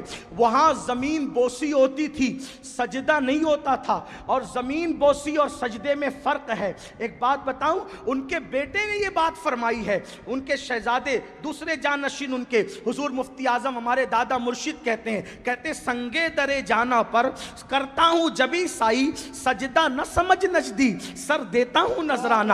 تو جبی سائی کرنا، زمین بوسی کرنا الگ بات ہے، قدم بوسی کرنا الگ بات ہے، اور سجدہ کرنا الگ بات ہے. جب رسول اللہ کو سجدہ کرنے کی اجازت نہیں ہے تو پھر کس کو سجدہ کرنے کی اجازت ہو سکتی ہے؟ انہوں نے اب الزبدۃ الزکیہ یہ کتاب سجدہ تعظیمی کی حرمت پہ لکھ کر امت پر عظیم احسان کیا. اہل سنت و جماعت کا انہوں نے عظیم دفاع فرمایا کہ ہم پہ جو الزام لگایا جاتا ہے ہم قبروں کو سجدہ کرتے ہیں، پیروں کو سجدہ کرتے ہیں، یہ الزام ہے. ہمارے یہاں اللہ کے سوا کسی کو سجدہ کرنے کی اجازت نہیں. واللہ جب ہم اپنے نبی کو سجدہ کرنا جائز نہیں سمجھتے، وہ کہتے پیش نظر وہ نوبہار، سجدے کو دل ہے بے قرار، روکیے سر کو روکیے. ہاں یہی امتحان ہے. انہوں نے سجدہ کرنے کی اجازت نہیں دی. انہوں نے ماہ محرم کے موقع پہ جو لوگ ڈھول پیٹتے ہیں، ماہ محرم کے موقع پہ جو خرافات کرتے ہیں، عرس کے موقع پر جو گانجا، چرس، بھنگ یہ سب چیزیں کی جاتی ہے، اس پر انہوں نے روک لگائی. جو حرام ہے حرام ہے، جو حلال ہے حلال ہے. جو حلال تھا اس کو دلیل کی زبان عطا کی، اور جو حرام تھا اپنے بیگانے کی پرواہ کیے بغیر ان کا قلم چلا تو انہوں نے رد و بدعات و منکرات کر کے امت پر، اہل سنت پر عظیم احسان فرمایا. مسلمانوں آج ہمارا کیا حال ہے؟ اللہ اکبر. بہت سارے معاملے میں ہم اتنے خرافات ہماری یہ قوم کرنے لگتی ہے کہ لوگ اگر بدعقیدگی پھیلانے کے لیے کوئی اور راستہ نہ بھی ہو تو ہمارے خرافات دکھا کر کے لوگ بدعقیدگی پھیلائیں. اور بڑی معذرت کے ساتھ سید بادشاہ اور میرے دائیں بائیں بیٹھے ہوئے ہیں، اور خاص طور پہ باپو غلام حسین ایک پیر بھی ہیں، عالم بھی ہیں، استاذ العلماء بھی ہیں، ان کی موجودگی میں کہوں، جب ہم لوگ کہتے ہیں نا ڈھول نہ بجاؤ ماہ محرم پہ، تو ہمیں یزیدی ہونے کا لوگ تانا دیتے ہیں، اے یہ یزیدی لوگ ہیں یزیدی. ہم کہتے ہیں کیوں یزیدی ہو گئے ہم؟ ہاں ہمارا حال تو یہ ہے کہ ہمیں ناسبی اور خارجی اہل بیت کا ذکر سن کے ہمیں رافضی کہیں، اور آپ کو ڈھول کے لیے منع کریں تو آپ ہمیں یزیدی کہیں. بہت اچھی بات ہے، آپ کے اپنے معاملات ہیں، مگر یاد رکھنا اللہ کی عدالت میں تمہیں بھی منہ دکھانا ہے اور ہمیں بھی کھڑے ہونا ہے. ہم حق بات کہہ جائیں گے. کیوں ڈھول بجاتے ہو محرم میں؟ کیوں ڈھول پیٹتے ہو محرم میں؟ کیوں چڑھاوے چڑھاتے ہو بتوں کی طرح معاملات کر کے؟ تو آپ کہیں گے محبت ہے محبت. ہم نے کہا کیوں محبت ہے؟ جن کی شادیوں میں ڈھول نہیں بجے ان کی شہادتوں پہ ڈھول بجاتے ہو بے شرمو. آپ بتائیں مجھے، کوئی ثابت کر سکتا ہے امام حسن کے نکاح پہ ڈھول بجا، امام حسین کے نکاح پہ ڈھول بجا؟ جن کی شادیوں میں ڈھول نہیں بجے ان کی شہادت پہ ڈھول بجانے کا جگر لاتے کہاں سے ہو؟ کہا نہیں نہیں یہ عشق اور محبت ہے. ہم نے کہا اگر یہی عشق و محبت ہے، اگر یہی تقاضۂ محبت ہے کہ علی اکبر کے جسم کے جس دن ٹکڑے ہوئے ہوں، جس دن اللہ اکبر امام حسین کے سر کو نیزے پہ اٹھایا گیا ہو، جس دن بیویوں کی چادریں چھینی گئی ہو، اگر اسی دن ڈھول بجانا تقاضۂ محبت ہے، اللہ کسی کو وہ دن نہ دکھائے جس دن تیرے بیٹے کا ایکسیڈنٹ ہو اور تیرے بیٹے کا، جوان بیٹے کا جنازہ اٹھ رہا ہو، اس وقت تو ڈھول بجانا. پھر سمجھیں گے کہ تقاضۂ محبت کسے کہتے ہیں. تیرے جوان بیٹے کے لاشے پر تجھے ڈھول بجانے کی ہمت نہیں ہوتی، اور ہم شبیہ پیغمبر کے جگر کے ٹکڑے کیے گئے اس دن تم ڈھول بجا کر محبت کی علامت قرار دیتے ہو. شرم نہیں آتی؟ ذرا سوچو تو صحیح. سنیو، بدعقیدگی کے راستے ہم نے استوار کرنے کی کوشش کی ہے. امام احمد رضا کی شان یہ ہے انہوں نے اہل سنت کو بھی اصلاحی نظریہ پیش فرمایا اور بدعقیدوں کو بھی لگام عطا کی. کم نصیبی یہ ہے ہم نے بدعقیدوں کے معاملے میں اعلیٰ حضرت کا موقف تو پیش کر دیا، لیکن اہل سنت کی اصلاح کے لیے انہوں نے جو باتیں پیش کی کہ ہم نے اس کی ہمت کی، اس لیے کہ ہم تو سوچتے ہیں فلاں صاحب ناراض ہو جائیں گے، فلاں صاحب. یاد رکھو قرآن کہتا ہے واللہ ورسولہ احق ان یرضوا، اللہ اور اس کے رسول زیادہ حقدار ہیں کہ ان کو راضی کیا جائے. لوگ رزاق نہیں ہیں، رزاق اللہ ہے. اس لیے سنیوں، میری قوم کے جوانوں، امام نے جو پیغام دیا ہے اس دونوں کو سینے سے لگاؤ. آئیے ان کے ملفوظات سے کچھ پڑھتا ہوں. مثال کے طور پہ ان کے دور میں اپنے ہی دور کی طرح بہت سارے جرائم تھے، بہت سارے گناہ تھے، بہت ساری برائیاں تھیں. ان کے دور میں بھی سود عام ہوا. جب سود عام ہوا امام اہل سنت محدث بریلی نے سود کے حوالے سے واضح موقف اسلام کا پیش فرمایا. اللہ اکبر. آپ اپنے ملفوظات میں لکھتے ہیں, حدیث کوٹ کرتے ہیں, اب ذرا توجہ سے سننا. امام کیا لکھتے ہیں ملفوظات شریف میں؟ فرماتے ہیں کہ اللہ کے رسول علیہ السلام نے فرمایا, جس نے سود کا 1 درہم کھایا, جس نے سود کا 1 درہم کھایا, گویا اس نے اپنی ماں کے ساتھ 36 مرتبہ زنا کیا. سود کا 1 درہم کھانا اپنی ماں کے ساتھ 36 مرتبہ زنا کرنے کے برابر ہے. ایک مقام پر حدیث لکھتے ہیں, حدیث نقل کرتے ہیں فتاوی رضویہ شریف میں کہ سود کے 70 درجے ہیں, سود کے 70 درجے ہیں. اس میں سے سب سے ہلکا ترین درجہ یہ ہے کہ کوئی اپنی ماں کے ساتھ زنا کرے. اللہ اکبر. آج وہ دور سے مختلف اپنا دور نہیں ہے. آج دولت کی محبت میں, آج دولت کی الفت میں, آج دولت کے پیار میں, اللہ اکبر, بہت سارے مسلمان سودی دھندے کر رہے ہیں, سودی کاروبار کر رہے ہیں. سود عام ہو رہا ہے, سود عام ہوتا جا رہا ہے. اللہ اکبر. میں آپ سے پوچھتا ہوں, یاد رکھنا, دولت کی محبت میں اللہ کی نافرمانی کرنے والوں, اللہ نے جو حرام کیا ہے تم اس کو حلال کرتے ہو. آؤ, اللہ کے سچے نبی صادق و مصدوق صلی اللہ علیہ وآلہ وسلم ارشاد فرماتے ہیں, اللہ کی عزت کی قسم جس کے قبضے میں محمد کی جان ہے. دیکھو حضور کیسے قسم اٹھا رہے ہیں, حضور کیسے قسم اٹھا رہے ہیں. فرماتے اللہ کی عزت کی قسم جس کے قبضے میں محمد کی جان ہے, تم ضرور ہلاک ہوں گے. توجہ کریں, انداز دیکھیں. فرمایا تم ضرور ہلاک ہوں گے, تم ضرور برباد ہوں گے. کب؟ جب تمہارے اندر سود عام ہوگا, جب تم بیاج کے دھندے کرنے لگو گے, جب سود تمہارے اندر عام ہوگا, جب شراب تمہارے اندر عام ہوگا, جب زنا تمہارے اندر عام ہوگا. آقا علیہ السلام فرماتے ہیں جب تم لہو و لعب یعنی میوزک, موسیقی اور گانے بجانے کے آلات کے دل دادا ہو جاؤ گے, تو اللہ کے رسول علیہ السلام فرماتے ہیں جب یہ گناہوں پر تم عادی ہو جاؤ گے تو اللہ راتوں رات تمہاری شکلیں یا تو سور کی طرح کر دے گا یا تو بندر کی طرح کر دے گا. اور فرمایا جب سود, زنا اور میوزک اور موسیقی عام ہو جائے گی تو اس وقت تو تمہارے گھروں کو ڈھایا جائے گا, اس وقت تو تمہارے گھر گرائے جائیں گے. ایک بات آپ کی جودھپور والوں توجہ چاہتا ہوں, آج پورے ہندوستان کے اندر یہ کہا جا رہا ہے ہمارے گھر کیوں توڑے جا رہے ہیں, ہمارے گھر کیوں اجاڑے جا رہے ہیں. آپ سے ایک بات عرض کرنا چاہتا ہوں, جو اجاڑ رہے ہیں وہ ظالم ہے, ہم ان ظالموں کے ساتھ نہیں, لیکن 1450 سال پہلے اشارہ دے دیا گیا تھا جب تم سود کے دھندے کرو گے, جب تمہارے اندر زنا اور شراب اور موسیقی عام ہو جائے گی, تمہارے گھر اجاڑ دیے جائیں گے, تمہارے گھروں کو ڈھا دیا جائے گا. اللہ اکبر. آج مسلمانوں کا حال یہ ہو گیا ہے, تھوڑی سی دولت کی لالچ میں, تھوڑے سے مال کی لالچ میں, اللہ اکبر, 16 17 سال کے لڑکے شارٹ ٹائم میں کروڑ پتی بننے کے چکر میں, مختصر وقت میں مالدار بننے کے چکر میں کیا کر رہے ہیں, سود کے دھندے کر رہے ہیں. غیرت کہاں گئی؟ اللہ کے سچے نبی نے فرمایا 1 درہم سود کا ماں کے ساتھ 36 بار زنا کرنے کے برابر ہے. حیا نہیں آتی, غیرت نہیں آتی, کتنا بدترین کام کر رہے ہیں. دولت ہی سب کچھ ہے, تھوڑی دیر غور تو کرو, تھوڑی دیر سوچو تو صحیح, یہ دولت لے کر کے کون جاتا ہے؟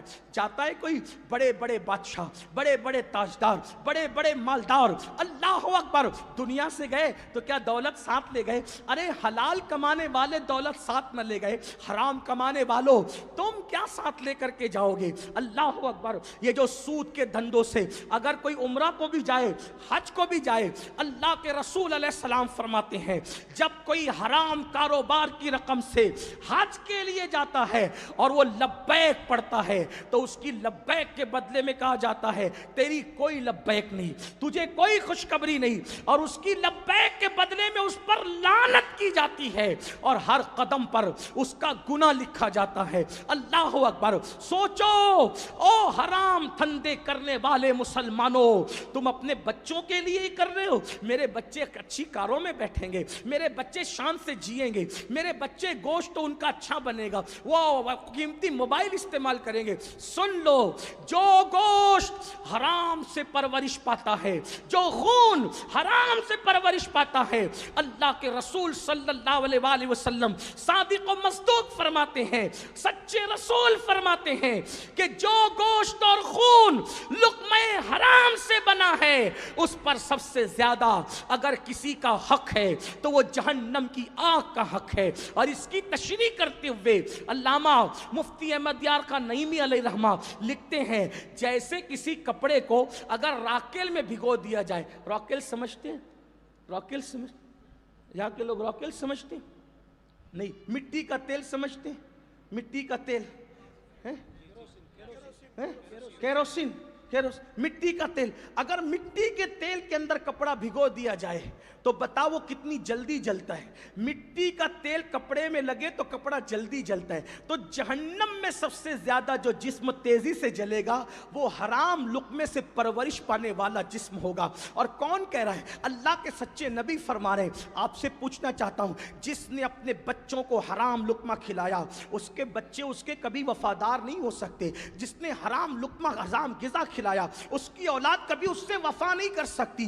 ہم اپنی اولاد کے اچھے کے لیے اپنی آخرت برباد کر رہے ہیں۔ اور یہ بھی بات آپ کو یقین ہونا چاہیے، اللہ رزاق رزاق، اس نے ہمارے مقدر میں لکھ دیا ہے، اتنا ہی ملنا ہے تو اتنا ہی ملنا ہے، اس سے زیادہ نہیں ملے گا۔ حرام سے کماؤ گے تو بھی اتنا ہی ملے گا، حلال سے کماؤ گے تو بھی اتنا ہی ملے گا۔ اس لیے حرام کی راہ سے توبہ کرو۔ اللہ کے رسول علیہ السلام فرماتے ہیں، سود لینے والے پہ لعنت، سود دینے والے پہ لعنت، سود لکھنے والے پہ لعنت، سود پر گواہ رہنے والے پہ لعنت۔ اللہ اکبر۔ جو سود لکھے اس پہ بھی لعنت، جو گواہی دے اس پہ بھی لعنت، جو لے اس پہ بھی لعنت، جو دے اس پہ بھی لعنت۔ اور آپ سے پوچھتا ہوں، علماء سے پوچھو یہ لعنت کیا ہے؟ ایک عام آدمی پر بھی آپ لعنت نہیں کر سکتے۔ اللہ کے رسول صلی اللہ علیہ وآلہ وسلم نے اپنے جان کے دشمنوں پہ لعنت نہیں فرمائی۔ جب دندان شہید کیے گئے اور کہا حضور ان کے لیے ہلاکت اور بربادی کی دعا کر دیں، تو اللہ کے رسول نے فرمایا اللہم اہدی قومی فإنہم لا یعلمون، اللہ میری قوم کو ہدایت عطا فرمائیے، مجھے نہیں جانتے۔ لعنت کیا ہے؟ لعنت کا مطلب بربادی کی دعا، ہلاکت کی دعا، ہمیشہ کے لیے اللہ کی رحمت سے دور کر دینے کی دعا۔ اللہ کے رسول فرما رہے جو سود لے اس پہ بھی لعنت، سود دے اس پہ بھی لعنت۔ کچھ لوگ کہتے ہیں مولانا بہت مجبور ہو گیا تھا اس لیے سود سے پیسے لینے پڑے۔ کون سی مجبوری تھی؟ بیٹیوں کی شادی میں جھوٹی شہرت کی مجبوری؟ کون سی مجبوری تھی؟ برادری میں دکھاوے کی مجبوری؟ نہیں۔ اسلام بہت سادگی کا مذہب ہے، اسلام بہت آسان مذہب ہے۔ اور جو مسلمان یہ سوچتے ہیں نا کہ چلو یار نماز بھی پڑھیں گے، سود کے دھندے بھی کریں گے، اللہ کے رسول نے وہ مسئلہ بھی حل کر دیا۔ فرمایا اگر تیرے کپڑے میں ایک درہم بھی سود کا حرام کا ہے تو جب تک کہ وہ کپڑا تیرے بدن پہ ہوگا اللہ تیری نماز قبول نہیں فرمائے، نماز تیری قبول نہیں ہے۔ بلکہ اللہ کے رسول علیہ السلام فرماتے ایک فرشتہ حرام سود کے دھندے کرنے والوں کے گھر پہ روزانہ اتر کے اعلان کرتا ہے کہ جس نے حرام کھایا نہ اس کا اللہ فرض قبول کرتا ہے نہ نفل قبول کرتا۔ کہاں جاؤ گے؟ دنیا ہی سب کچھ نہیں ہے۔ علماء سے پوچھو حج کے سفر میں اگر کوئی مر جائے اس سے بڑا کوئی خوش نصیب ہے؟ حج کے سفر میں اگر کوئی مر جائے اس سے بڑا کوئی خوش نصیب ہے؟ نہیں۔ یہاں تک کہ ہمارے بزرگوں نے لکھا جو سفر حج میں مرے گا ہر سال اس کا حج ہوگا، ہر سال اس کے نام اعمال میں حج کا شرف لکھا جائے گا۔ لیکن آپ کو پتہ ہونا چاہیے دور تابعین میں ایک قافلہ حج کے لیے جا رہا ہے۔ میرے وہ نوجوان جو سوچتے ہیں کہ حرام کے بغیر ترقی نہیں ہو سکتی، یاد رکھنا یہ جھوٹ ہے، یہ فریب ہے، یہ شیطانی اغوا ہے۔ آج کل لوگ کہتے ہیں مولانا ایمانداری سے کس نے ترقی کی جو ہم ترقی کر سکتے ہیں؟ نہیں میرے بھائی، حرام آتا نظر آتا ہے، اس میں برکت نہیں ہے۔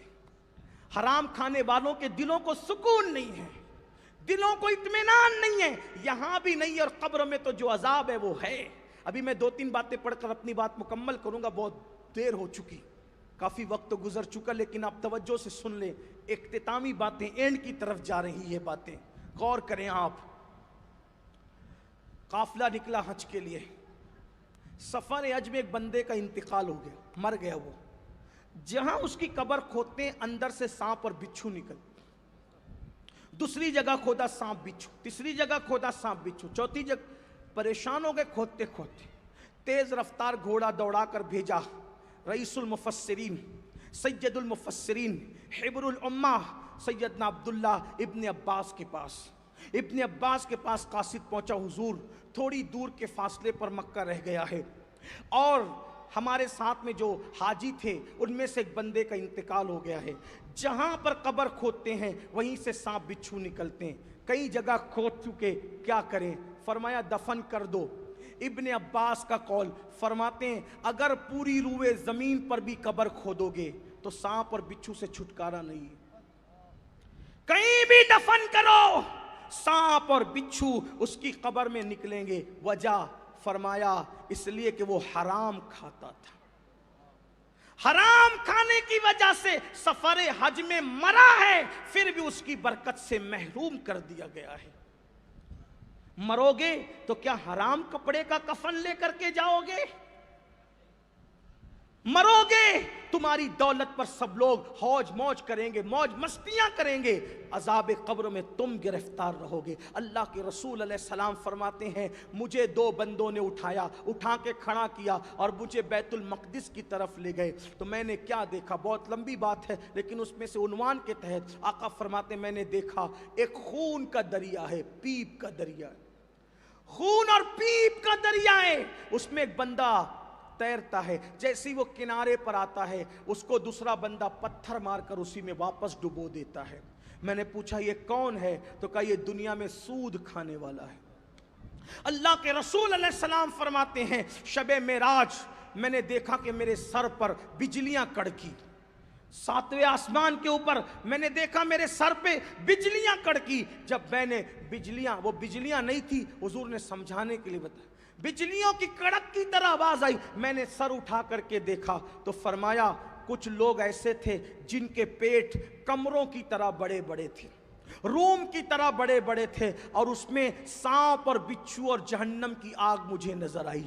مسلمانوں بتاؤ، دولت تو لوگ بندر نچا کر بھی کما لیتے ہیں، دولت لوگ کیسے کیسے کماتے ہیں؟ تصور کرو سچے نبی کا سچا فرمان، اگر پیٹ میں چھوٹی سی چند کی پتھری ہو جائے تو آدمی کیسے تڑپتا ہے؟ اللہ اکبر! اس وقت لوگوں کی تڑپ کا عالم کیا ہوگا، اس وقت لوگوں کی سسکیوں کا عالم کیا ہوگا، اس وقت لوگوں کی بربادی کا عالم کیا ہوگا۔ اللہ کے رسول فرماتے ہیں سود کھانے والوں کے پیٹ کمروں کی طرح، روم کی طرح بڑے بڑے تھے، اور اس میں سانپ اور بچھو دوڑ رہے تھے، اس میں جہنم کی آگ تھی۔ مجھے بتاؤ مسلمانوں، یہ دنیا ہے، یہاں تو فٹ پاتھ پر بھی زندگی گزر جاتی ہے۔ اور ایک بات میں آپ سے اخیر میں پوچھنا چاہتا ہوں، آپ اربوں پتی ہے، ابجوں پتی ہے، کروڑوں پتی ہے، کھاتے کتنا ہو؟ آپ مجھے ایک بات بتا دیں صرف، اور سوچیں، یہ محفلیں صرف دل بہلانے کے لیے نہیں ہے، یہ محفلیں خود احتسابی کی محفل ہے۔ سوچو مسلمانوں، کروڑ پتی آدمی کتنا کھاتا ہے، مزدور کتنا کھاتا ہے؟ جتنی 2 روٹیاں 3 روٹیاں مزدور کھا پاتا ہے اتنی 2-3 روٹی کروڑ پتی بھی کھاتا ہے۔ ایک وقت میں ایک لباس مزدور بھی پہنتا ہے، ایک ہی وقت میں ایک لباس کروڑوں پتی آدمی بھی پہنتا ہے۔ ایسا ہے کہ 50-60 لباس آپ ایک ساتھ پہن سکتے ہیں؟ ہے ایسا؟ نہیں۔ جب ایک وقت میں ایک ہی لباس ہے اور ایک وقت میں آدمی 2-3 روٹیاں ہی کھاتا ہے تو پھر حرام کیوں کماتا؟ علماء موجود ہیں، سور کھانا، سور خنزیر کھانا، اس سے بھی بدترین اگر کوئی جرم ہے تو وہ سود کھانا ہے. سور بھی حرام ہے, سور کھانا بھی حرام ہے, سور کا گوشت کھانا بھی حرام ہے, اور سود کھانا بھی حرام ہے. لیکن سور سے سود اس لیے زیادہ برا ہے کہ سور کھانے والے کے ساتھ اللہ نے جنگ کا اعلان نہیں کیا, وہ بھی حرام ہے. لیکن اللہ فرماتا ہے جو سود کھائے گا اس کے ساتھ اللہ بھی اعلان جنگ کرتا ہے, اور رسول اللہ کا بھی اعلان جنگ ہے. آپ مجھے بتاؤ, جس قوم کے ساتھ اللہ کے رسول اعلان جنگ کریں, جس رسول کے ساتھ اللہ جنگ کا اعلان کرے, اس کا انجام کیا ہوگا؟ سوچو. آج توبہ کر لو. توبہ جو کر لیتے ہیں اللہ ان کو بخش دیتا ہے, ان کو معاف کر دیتا ہے. چھوڑ دو. اگر کسی کو سود پہ پیسے دیے ہیں, اصل پیسے واپس لے لو, سود چھوڑ دو, فوراً توبہ کرو. موت کا کوئی بھروسہ نہیں ہے. قارون خزانہ لے کر کے دھس گیا, ہم کیا لے کر کے جائیں گے؟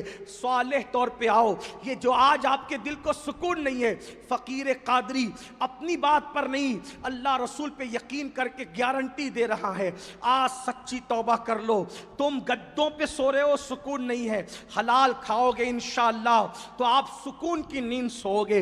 حلال کھاؤ گے, آپ کی اولاد آپ کی فرما برداری کرے گی. حلال کھاؤ گے انشاءاللہ آپ لوگوں کی دشمنیوں سے محفوظ رہو گے. اللہ تمہیں عزت دے گا, تمہیں وقار دے گا, تمہیں شان و شوکت دے گا. مجھے یہاں پر ایک واقعہ یاد آ گیا ہے, حالانکہ وقت اس کی اجازت نہیں دیتا, اور منبر پر باپو غلام حسین علیل ہونے کے بعد بھی بیٹھے ہوئے ہیں, لیکن تھوڑا سا ایک واقعہ اپنی الفاظ کے جامع میں, تاکہ میرے نوجوانوں کی تھوڑی ہمت کھل جائے. میری عادت ہے میں اینڈ پر کسی نہ کسی بزرگ کے توبہ کے بارے میں ضرور ذکر کر دیتا ہوں تاکہ لوگ نا امید نہ ہو. اللہ کے رسول علیہ السلام نے فرمایا, دنیا جب سود خور قیامت میں اٹھیں گے تو ان کی حالت ایسی ہوگی جیسے ان کو کسی آسیب نے چھو لیا,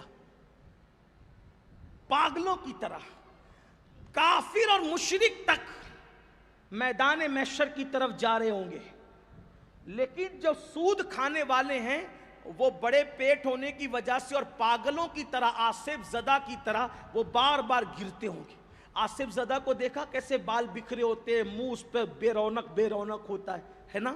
تو اللہ کے رسول نے حدیث میں تمثیل کے طور پہ بیان فرمایا کہ جس کو آسیب نے چھو لیا, ایسی کیفیت ہوگی سود کھوروں کی, کھڑے نہیں ہو سکیں گے, گر پڑیں گے. آقا علیہ السلام فرماتے ہیں وہ فرعونیوں کی گزرگاہ پہ پڑے ہوں گے, فرعونی ان کو کچلتے ہوئے جائیں گے.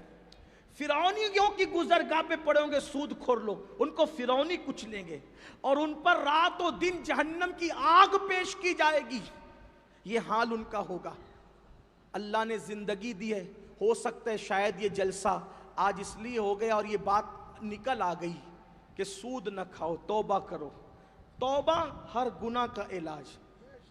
اور اگر کوئی توبہ کر لے تو پھر اس کو تانا مت دینا کہ پہلے تو تیرا سود کا دھندا تھا, مت تانا دینا, کیونکہ جب کوئی توبہ کر لیتا ہے اللہ اس کو معاف کر. اللہ معاف کر دے, آپ بیچ میں مت آیا کیجیے. اور اگر کوئی سچی توبہ کرے اور اس توبہ پر پھر اس کو اس گناہ پر کوئی آر دلائے, آر, اللہ کے رسول فرماتے ہیں توبہ کرنے والے کو گناہ پہ آر دلانے والا اس وقت تک مرے گا نہیں جب تک کہ اس گناہ میں مبتلا ہو کر وہ ذلیل نہ ہو جائے. اس لیے بہت سارے لوگ داڑیاں رکھ لیتے ہیں, شراب چھوڑ دیتے ہیں, سود چھوڑ دیتے ہیں, زنا چھوڑ دیتے ہیں, تب بھی دوستوں میں ڈسکس ہوتی پہلے تو ایسا تھا, عورتوں میں ڈسکس ہوتی پہلے تو ایسی تھی. یاد رکھنا پہلے جیسے بھی تھی, پہلے جیسا بھی تھا, توبہ نے سارے جرائم معاف کر دی. کیسے کیسے بندوں نے توبہ کی ہے, اللہ نے پھر ان کو کیسے مرتبے عطا کیے. آئیے سود پر بات چلی ہے, اختصار سے اپنے الفاظ کے جامع میں علامہ ارشد القادری کی تحریر کا سہارا لیتے ہوئے ایک بات پیش کرتا ہوں. ایک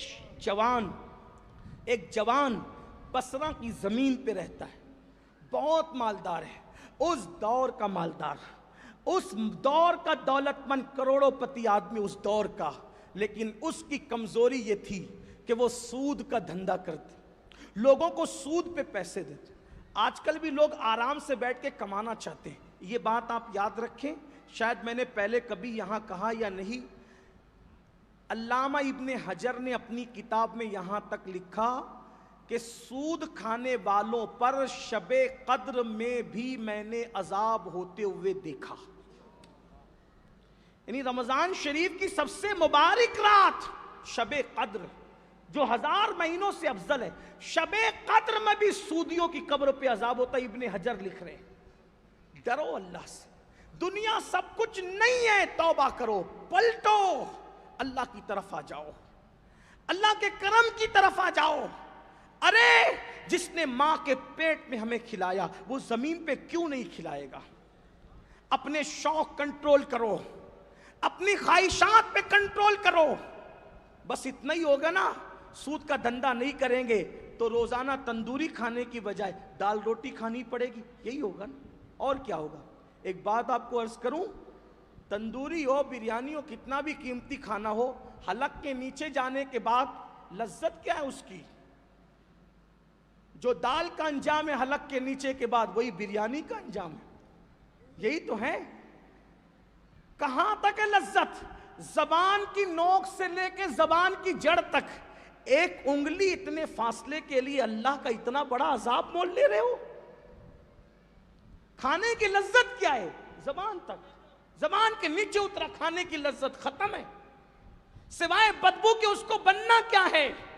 اللہ کے بندو، اللہ پر بھروسہ کر کے توبہ کی طرف آؤ، اس پہ یقین کرو کیسے نوازتا ہے. بصرہ میں ایک زمین، بصرہ کی زمین پہ کروڑوں پتی آدمی دولت مند ہے، سود کا دھندا کرتے جیسے آج کل لوگ کرتے ہیں. 1 لاکھ دے دیا، 5 لاکھ دے دیا، اب ہر مہینے وصولی کر رہے ہیں، اور وہ 5 لاکھ بچے کے بچے. کچھ لوگ کہتے ہیں نہیں ہم پارٹنرشپ کر رہے ہیں. پارٹنرشپ کیا ہے بھائی؟ تو آپ نے 5 لاکھ دے دیا، 10,000 مہینہ وصول کر رہے ہیں. کون سا ایسا دھندا ہے جس میں 10,000 ہی منافع ہوگا؟ 11,000 بھی تو ہو سکتا ہے، 9,000 بھی تو ہو سکتا ہے، 9,999 بھی تو ہو سکتا ہے. یہ کون سا دھندا ایسا جس میں 10,000 ہی منافع ہوگا اور جس میں صرف نفع میں شرکت ہے، نقصان میں کوئی شرکت نہیں؟ علماء سے مشورہ کرو، جو صحیح مفتیان کرام جواب دینے والے، ان کے پاس بیٹھ کر کے پوچھو کہ کیا طریقہ ہے تجارت کا. فاروق اعظم تو کوڑا لے کر چلتے تھے بازار میں، فرماتے تھے جو خرید و فروخت کے مسائل سے واقف نہیں وہ باہر نکلے بازار سے. یہ آپ کا انداز. حلال کو لازم پکڑو، سارا مسئلہ ختم ہے. پیٹ میں جو جاتا ہے وہی اثر دکھاتا ہے. آج کل لوگ اصلاح معاشرہ کے جلسے کتنے کر رہے ہیں؟ آپ پوچھیے علماء سے، آج سے 50 سال پہلے اتنے جلسے نہیں ہوتے تھے اصلاح معاشرہ کے، لیکن لوگ سدھرے ہوئے تھے. آج تو روز جلسے ہو رہے ہیں، لوگ سدھرتے کیوں نہیں؟ بڑی معذرت کے ساتھ پیٹ کے اندر جو حرام چلا جا رہا ہے نا، پیٹ کے اندر، تو وہ حرام وہی اثر دکھا رہے ہیں. اور اس کے بعد ایک بات کہوں، برا لگے تو معاف کرنا، خاص طور پہ اہل منبر معاف کرنا، اہل منبر معاف. عوام تو حرام کھا ہی رہی ہے. جلسے میں مقرر کو بلاتے ہو، پیر صاحب کو بلاتے ہو، علماء کو بلاتے ہو، تو یہ نہیں دیکھتے کمیٹی کے لوگ کہ یہ محلے کا سیٹ حلال کماتا ہے کہ حرام کماتا ہے. اے سی لگی ہے نا تو وہیں پہ رکاؤ، گدے ہیں نا تو وہیں پہ رکاؤ، کھانے کا انتظام وہی اچھا کرے گا وہیں رکاؤ، چاہے پھر وہ حرام کرتا ہو. اب آنے والے پیر لوگوں کو تو نہیں معلوم ہوتا، مقرر کو تو نہیں معلوم ہوتا، خطیب کو تو نہیں معلوم ہوتا، یہ کمیٹی والے اس کے ذمہ دار ہوتے. آپ لوگ ایسے نہیں ہیں، لیکن حالات ہندوستان کے ہیں ایسے. صدارت بھی دیں گے تو حرام دھندا کرنے والوں کو، اور پھر کان میں آ کے بولیں گے تھوڑا سا ذرا سنبھال لیجئے گا. لو، جلسہ کرنا فرض نہیں ہے، حرام سے بچنا فرض. اللہ کے رسول صلی اللہ علیہ وآلہ وسلم نے فرمایا لوگوں پہ ایک وقت ایسا آئے گا کہ سب سود کھائیں گے. آقا نے فرمایا تنبیہ الغافلین کے اندر یہ روایت، سب سود کھائیں گے، سب سود کھائیں گے. صحابہ نے پوچھا حضور سب کھائیں گے؟ آقا نے فرمایا ہاں، جو بچنا چاہے گا اس تک بھی سود کے گرد و غبار پہنچ کر رہیں گے. کچھ لوگ سود کھانے والوں کی حمایت میں کھڑے ہوں گے، کچھ لوگ سود کھانے والوں کے اس عمل سے راضی ہوں گے.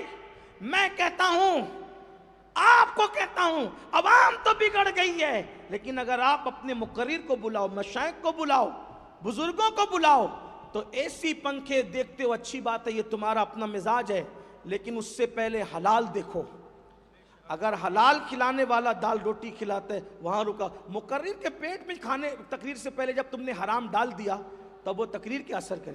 اس کو نہیں پتا ہے, میں اس کو نہیں کہہ رہا, وہ مجرم نہیں, وہ تو دور سے آیا, لیکن ذمہ داری تو آپ کی ہوتی. آپ نے مسجد کے متولیوں کو ان کو بنا رکھا ہے جن کے حرام دھندے, کیونکہ وہ مالدار ہیں. یعنی ساری مالداری کا آج سکہ چل رہا ہے, تو پھر اوروں میں ہم میں فرق کیا ہے؟ کل تقوی دیکھ کر مسجد کا متولی بنایا جاتا تھا, آج دولت دیکھ کر بنایا جاتا. کل شرافت دیکھ کے بنایا جاتا تھا, آج اس کا دبنگ پنگ اور بدماشی دیکھ کر کے بنایا جاتا ہے. مسلمانوں کہاں ہو؟ اور آپ سے بھی کہتا ہوں, یاد رکھنا, اگر جلسوں کے چندے بھی کرو, نیازوں کے چندے بھی کرو, کسی نے نہیں کہا 40 من کھچڑا بناؤ امام حسین کے نام کا, آدھا ہی کلو بناؤ اپنی حلال کی کمائی سے. حرام کی شرنی پہ فاتحہ کر کے اگر سود کا دھندا کرنے والا لا کے دیتا ہے, انکار کر دو, میں نے نہیں کھانا, جا میں نے نہیں کھانا. غوث پاک کے نام کی کرے, رسول پاک کے نام کی کرے, اگر اس کا کنفرم معاملہ ہے کہ یہ سود کے دھندے سے کر رہا ہے, انکار کر دو, حضور راضی ہوں گے, حضور خوش ہوں گے. آج ہم دیکھ رہے ہیں کہ جو سود اور حرام کے دھندے کرتے ہیں وہ نیاز وغیرہ پہ توجہ زیادہ کرتے ہیں تاکہ ان کے عیبوں پہ پردے پڑے. میں یہ نہیں کہتا کہ ہر نیاز کرانے والا حرام کاروبار کرتا ہے, نہیں. ہندوستان ہم گھوم رہے ہیں اللہ کی عطا سے, لیکن دیکھ رہے ہیں کہ وہ یہ سارے معاملات کرتے ہیں. یاد رکھیے, جب تک حق نہیں بولو گے حق تک نہیں پہنچ سکتے. ایک بات یاد آئیے, اس پر بات طویل ہو رہی ہے. حجاج بن یوسف جب کوفہ آیا, توجہ کرنا, یہ حرام عام ہو رہا ہے نا, تو اس میں بھی اسلام دشمن طاقتوں کی سازش ہے. حجاج جب کوفہ آیا تو کسی نے حجاج کے کان میں کہا, حجاج تو بڑا ظالم ہے, یہاں فلاں فلاں فلاں فلاں فلاں بزرگ لوگ بڑے متقی ہے, اگر وہ بد دعا کر دیں گے تو مر جائے گا, تباہ برباد ہو جائے گا. حجاج نے کہا ان کا علاج جانتا ہوں, اپنے قاصد کو بھیجا, جاؤ ان سب کو بلا کے لا. سب آئے, کہا بیٹھو کھانا کھاؤ, سب کو کھانا کھلایا. حجاج توجہ کیجیے, حجاج نے, علامہ اسماعیل حقی لکھ رہے ہیں اس کو, علامہ اسماعیل حقی لکھ رہے ہیں اس کو, حجاج نے ان سارے متقی بزرگوں کو بلا کر کے دارالامارت میں بٹھا کے کھانا کھلایا. جب وہ جانے لگے تو انہوں نے کہا, حجاج ہم لوگ مستجاب الدعوات ہیں, یعنی ہماری دعائیں قبول ہوتی ہے, بد دعائیں بھی قبول ہوتی ہے, سیدھے رہنا ورنہ بد دعا کر دیں گے تو تو ہلاک ہو جائے گا. اس نے کہا جاؤ جاؤ میرا کچھ نہیں بگڑے گا. کہا کیوں؟ کہا میں نے تمہارے پیٹ میں حرام ڈال دیا ہے, تمہارے پیٹ میں حرام چلا گیا ہے. حضرت سعد ابن ابی وقاص نے کہا تھا, یا رسول اللہ میری تمنا ہے کہ میں جو دعا کروں اللہ قبول کر لے. آقا نے فرمایا, حلال کو لازم پکڑ, اللہ تجھے مستجاب الدعوات بنا دے گا, تو جو دعا کرے گا اللہ تیری ہر دعا کو قبول فرمائے گا. حرام کی وجہ سے دعائیں قبول نہیں ہو رہی ہیں, توبہ کرو تو بات دور نکلتی جاتی ہے. میں شارٹ کرنا چاہتا ہوں, کیا کہ وہ نوجوان دولت مند تھا, سود کا دھندا کرتا تھا. ایک دن وہ سود کا ہفتہ وصولی کرنے کے لیے نکلا تو کچھ بچے کھیل رہے تھے. ان بچوں نے کہا, ہٹو ہٹو ہٹو, حبیب سود خور آ رہا ہے, اس کے پیروں کا غبار اگر ہم پہ لگ جائے گا ہم لوگ کہیں بدبخت نہ ہو جائیں, ہٹو. بچوں میں بھی یہ شعور تھا اس دور میں کہ سود خوروں سے نفرت کرتے. اچھا یہ بات آج جو ہمارے ممبروں سے کچھ لوگ کہتے ہیں نا, صرف محبت کرو, صرف محبت کرو, صرف, یاد رکھنا اسلام نے جس سے محبت کا حکم دیا اس سے محبت ہونی چاہیے, لیکن جو گناہ کرتے ہیں ان سے محبت آپ کریں لیکن گناہ سے محبت نہ کریں. نفرت کا اظہار تو آپ کو کرنا چاہیے گناہ سے, ورنہ سب ایک ہو جائے گا, حلوہ اور زہر سب ایک ہوتا چلا جائے گا. یہ جو لوگ گناہوں پہ دلیر ہو رہے ہیں نا, اسی لیے ہو رہے ہیں کہ ہم لوگوں کے اندر سے بائیکاٹ کا جذبہ ختم ہو گیا, ہمارے اندر سے حق بولنے کی ہمت ختم ہو گئی. تو کہا ہٹو ہٹو, حبیب سود خور آ رہا ہے, اس کے گرد و غبار پیر کی ہم پہ لگے گی, ہم بدبخت نہ ہو جائیں. حبیب تو حبیب تھا, اس کے دل پہ چوٹ لگی, بچے بھی مجھ سے نفرت کرتے ہیں. وہ وصول کرنے کے لیے گیا, حبیب دروازے پہ دستک دی, خاتون خانہ نے وہاں جو تھی اس نے کہا, کون؟ حبیب, ابھی تک تم نے اپنا ہفتہ نہیں بھجوایا؟ میرے شوہر تمہاری ہفتے کا انتظام کرنے گئے ہیں. کہا کہ میں خالی نہیں جاؤں گا، میں کسی کے دروازے سے خالی نہیں جاتا، میں کچھ نہ کچھ لے کے جاتا ہوں۔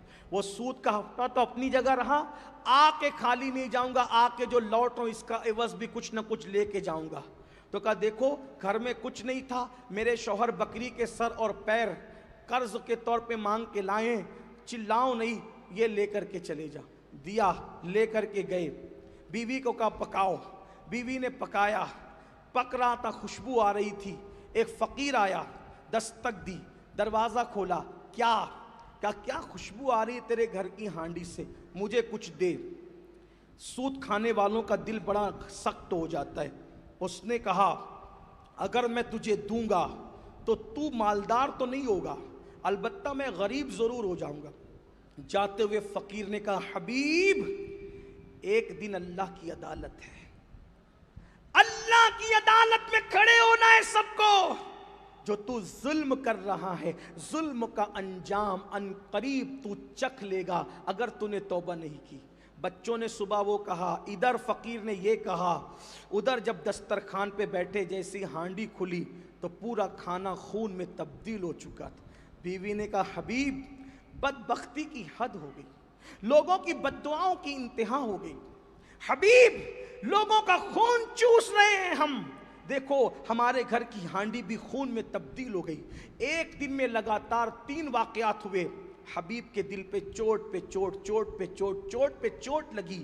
حبیب اٹھے، اب بدلنا ہے، اب توبہ کرنا ہے، اب زندگی میں انقلاب برپا کرنا ہے، اب جرائم کو چھوڑ کے اللہ کی طرف جانا ہے۔ کہاں جاؤں؟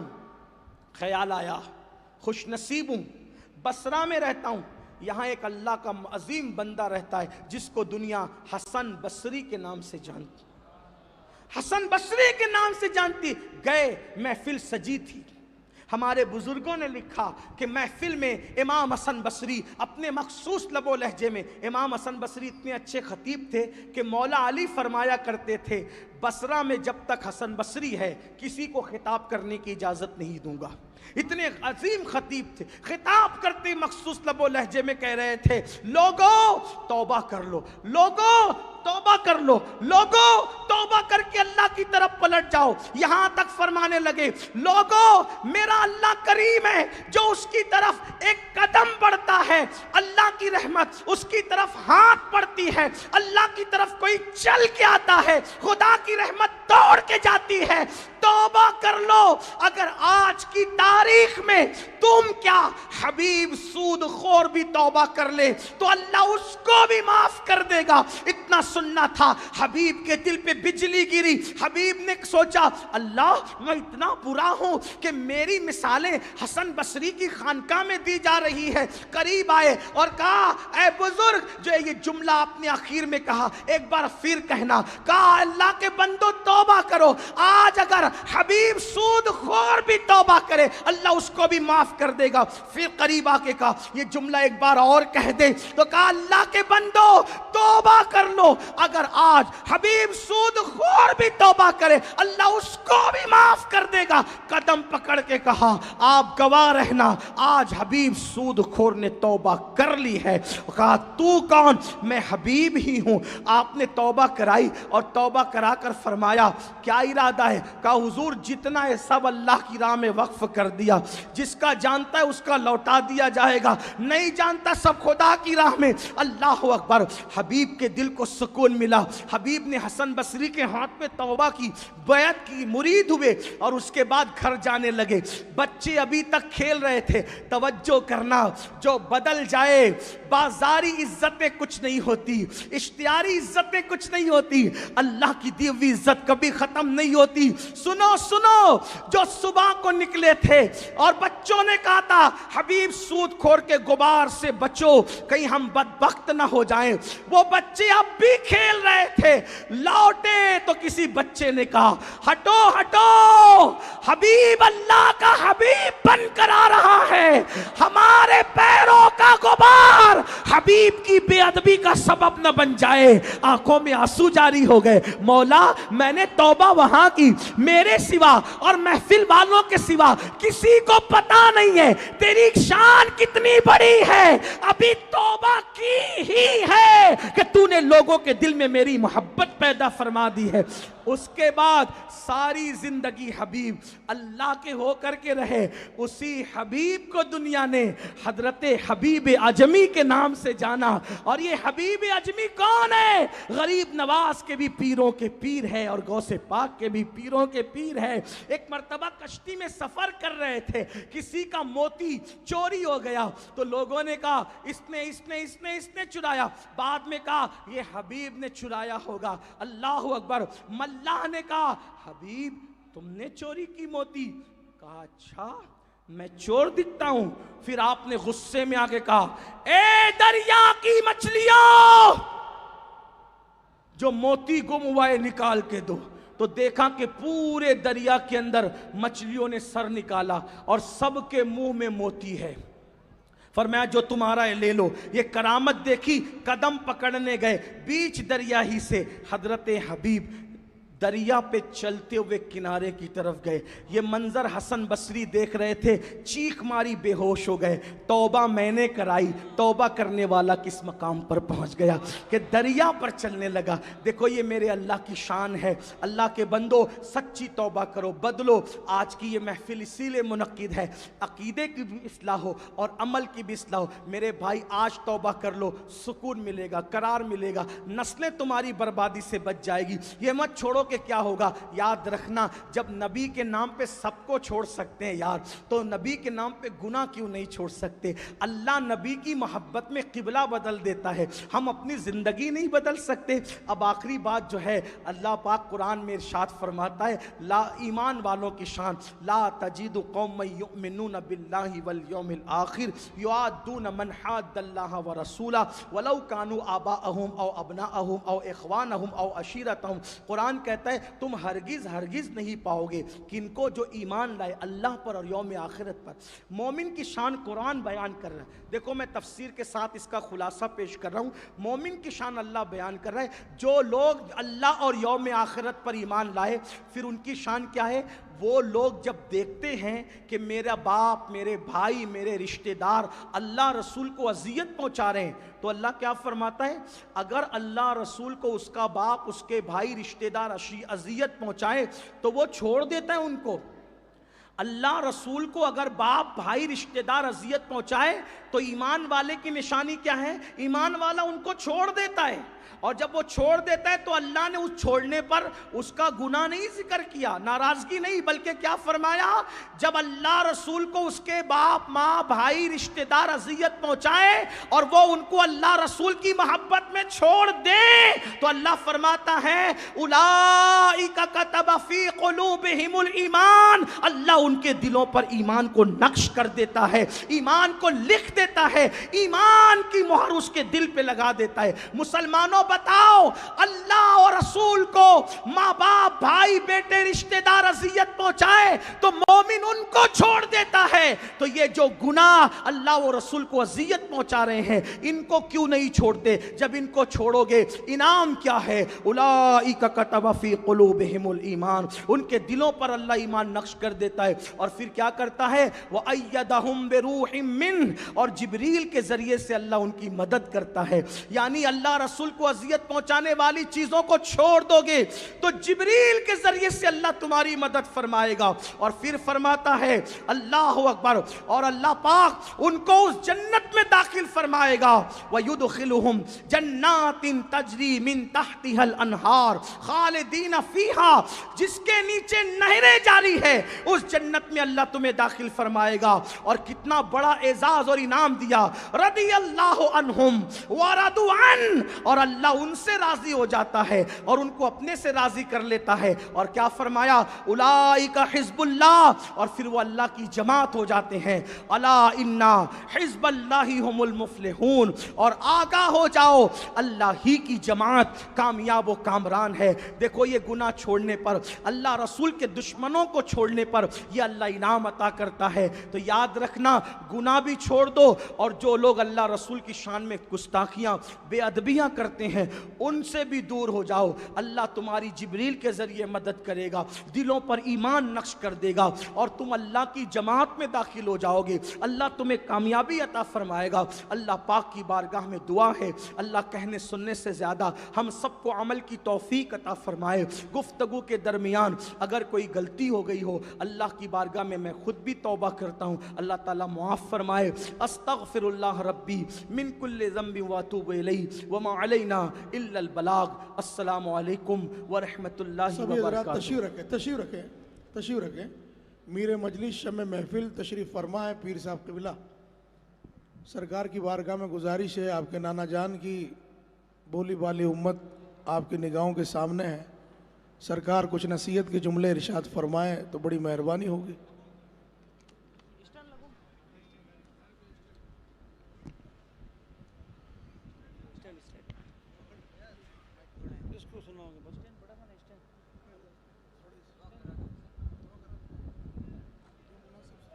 دعائیں کرا دو تو چلے جا رہے ہیں سب۔ سبھی حضرات تشریف رکھیں، پیر صاحب قبلہ دعا فرما رہے ہیں، اس کے بعد صلاۃ السلام ہوگا۔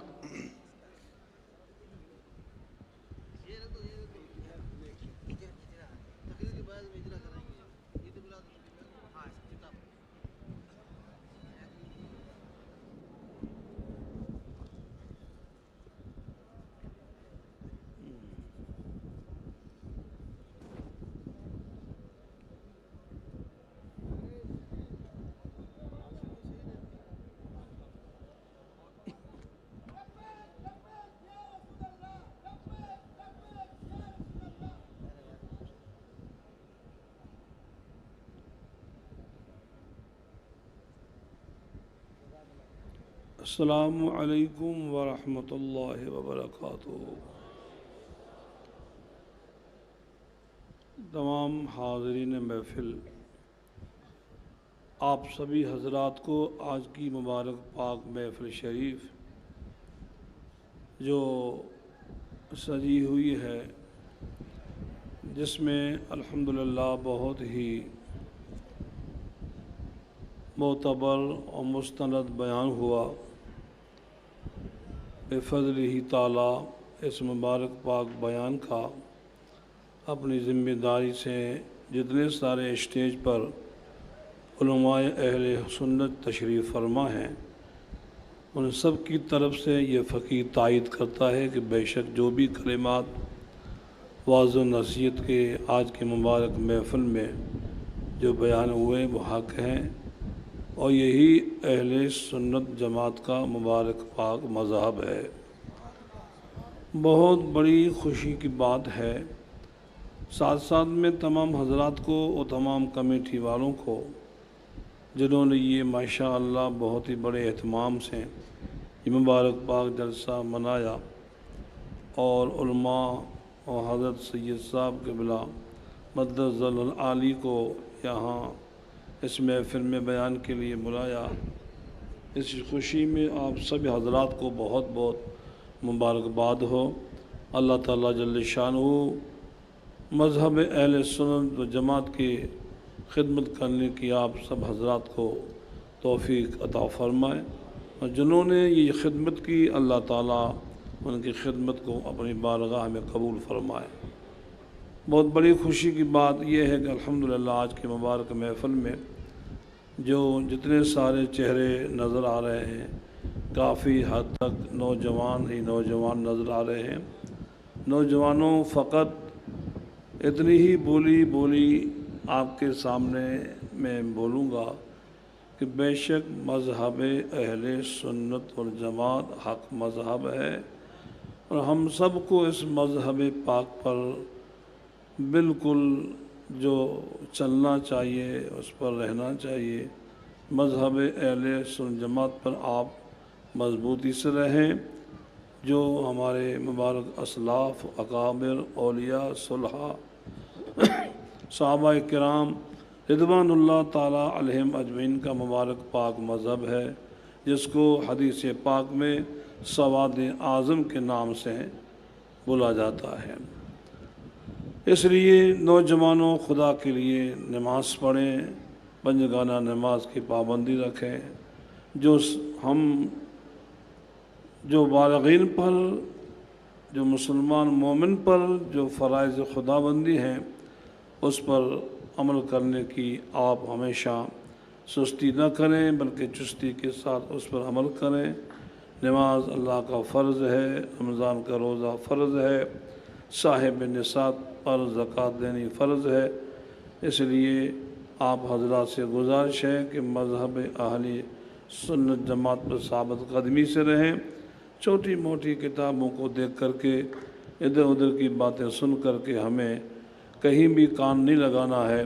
صرف اگر کان لگانا ہے، ہمیں باتیں سننی ہیں تو ہمارے علماء و صلحاء اولیاء جن مذہب پر ہیں، غریب نواز امام ربانی جیسے جس مذہب کو اختیار کیا اسی مذہب کو ہم اختیار کر کے اس پر ثابت قدمی سے رہنا ہے۔ اللہ تعالیٰ سے دعا ہے آج کی مبارک محفل، ان میں جو بھی پند و نصائح جو بھی ہوئے، اللہ تعالیٰ اس پر عمل کرنے کے توفیق عطا فرمائے، اور رب کریم جل شانہ ہمیں مذہب اہل سنت جماعت پر ثابت قدمی رہنے کی خدا توفیق عطا فرمائے۔ السلام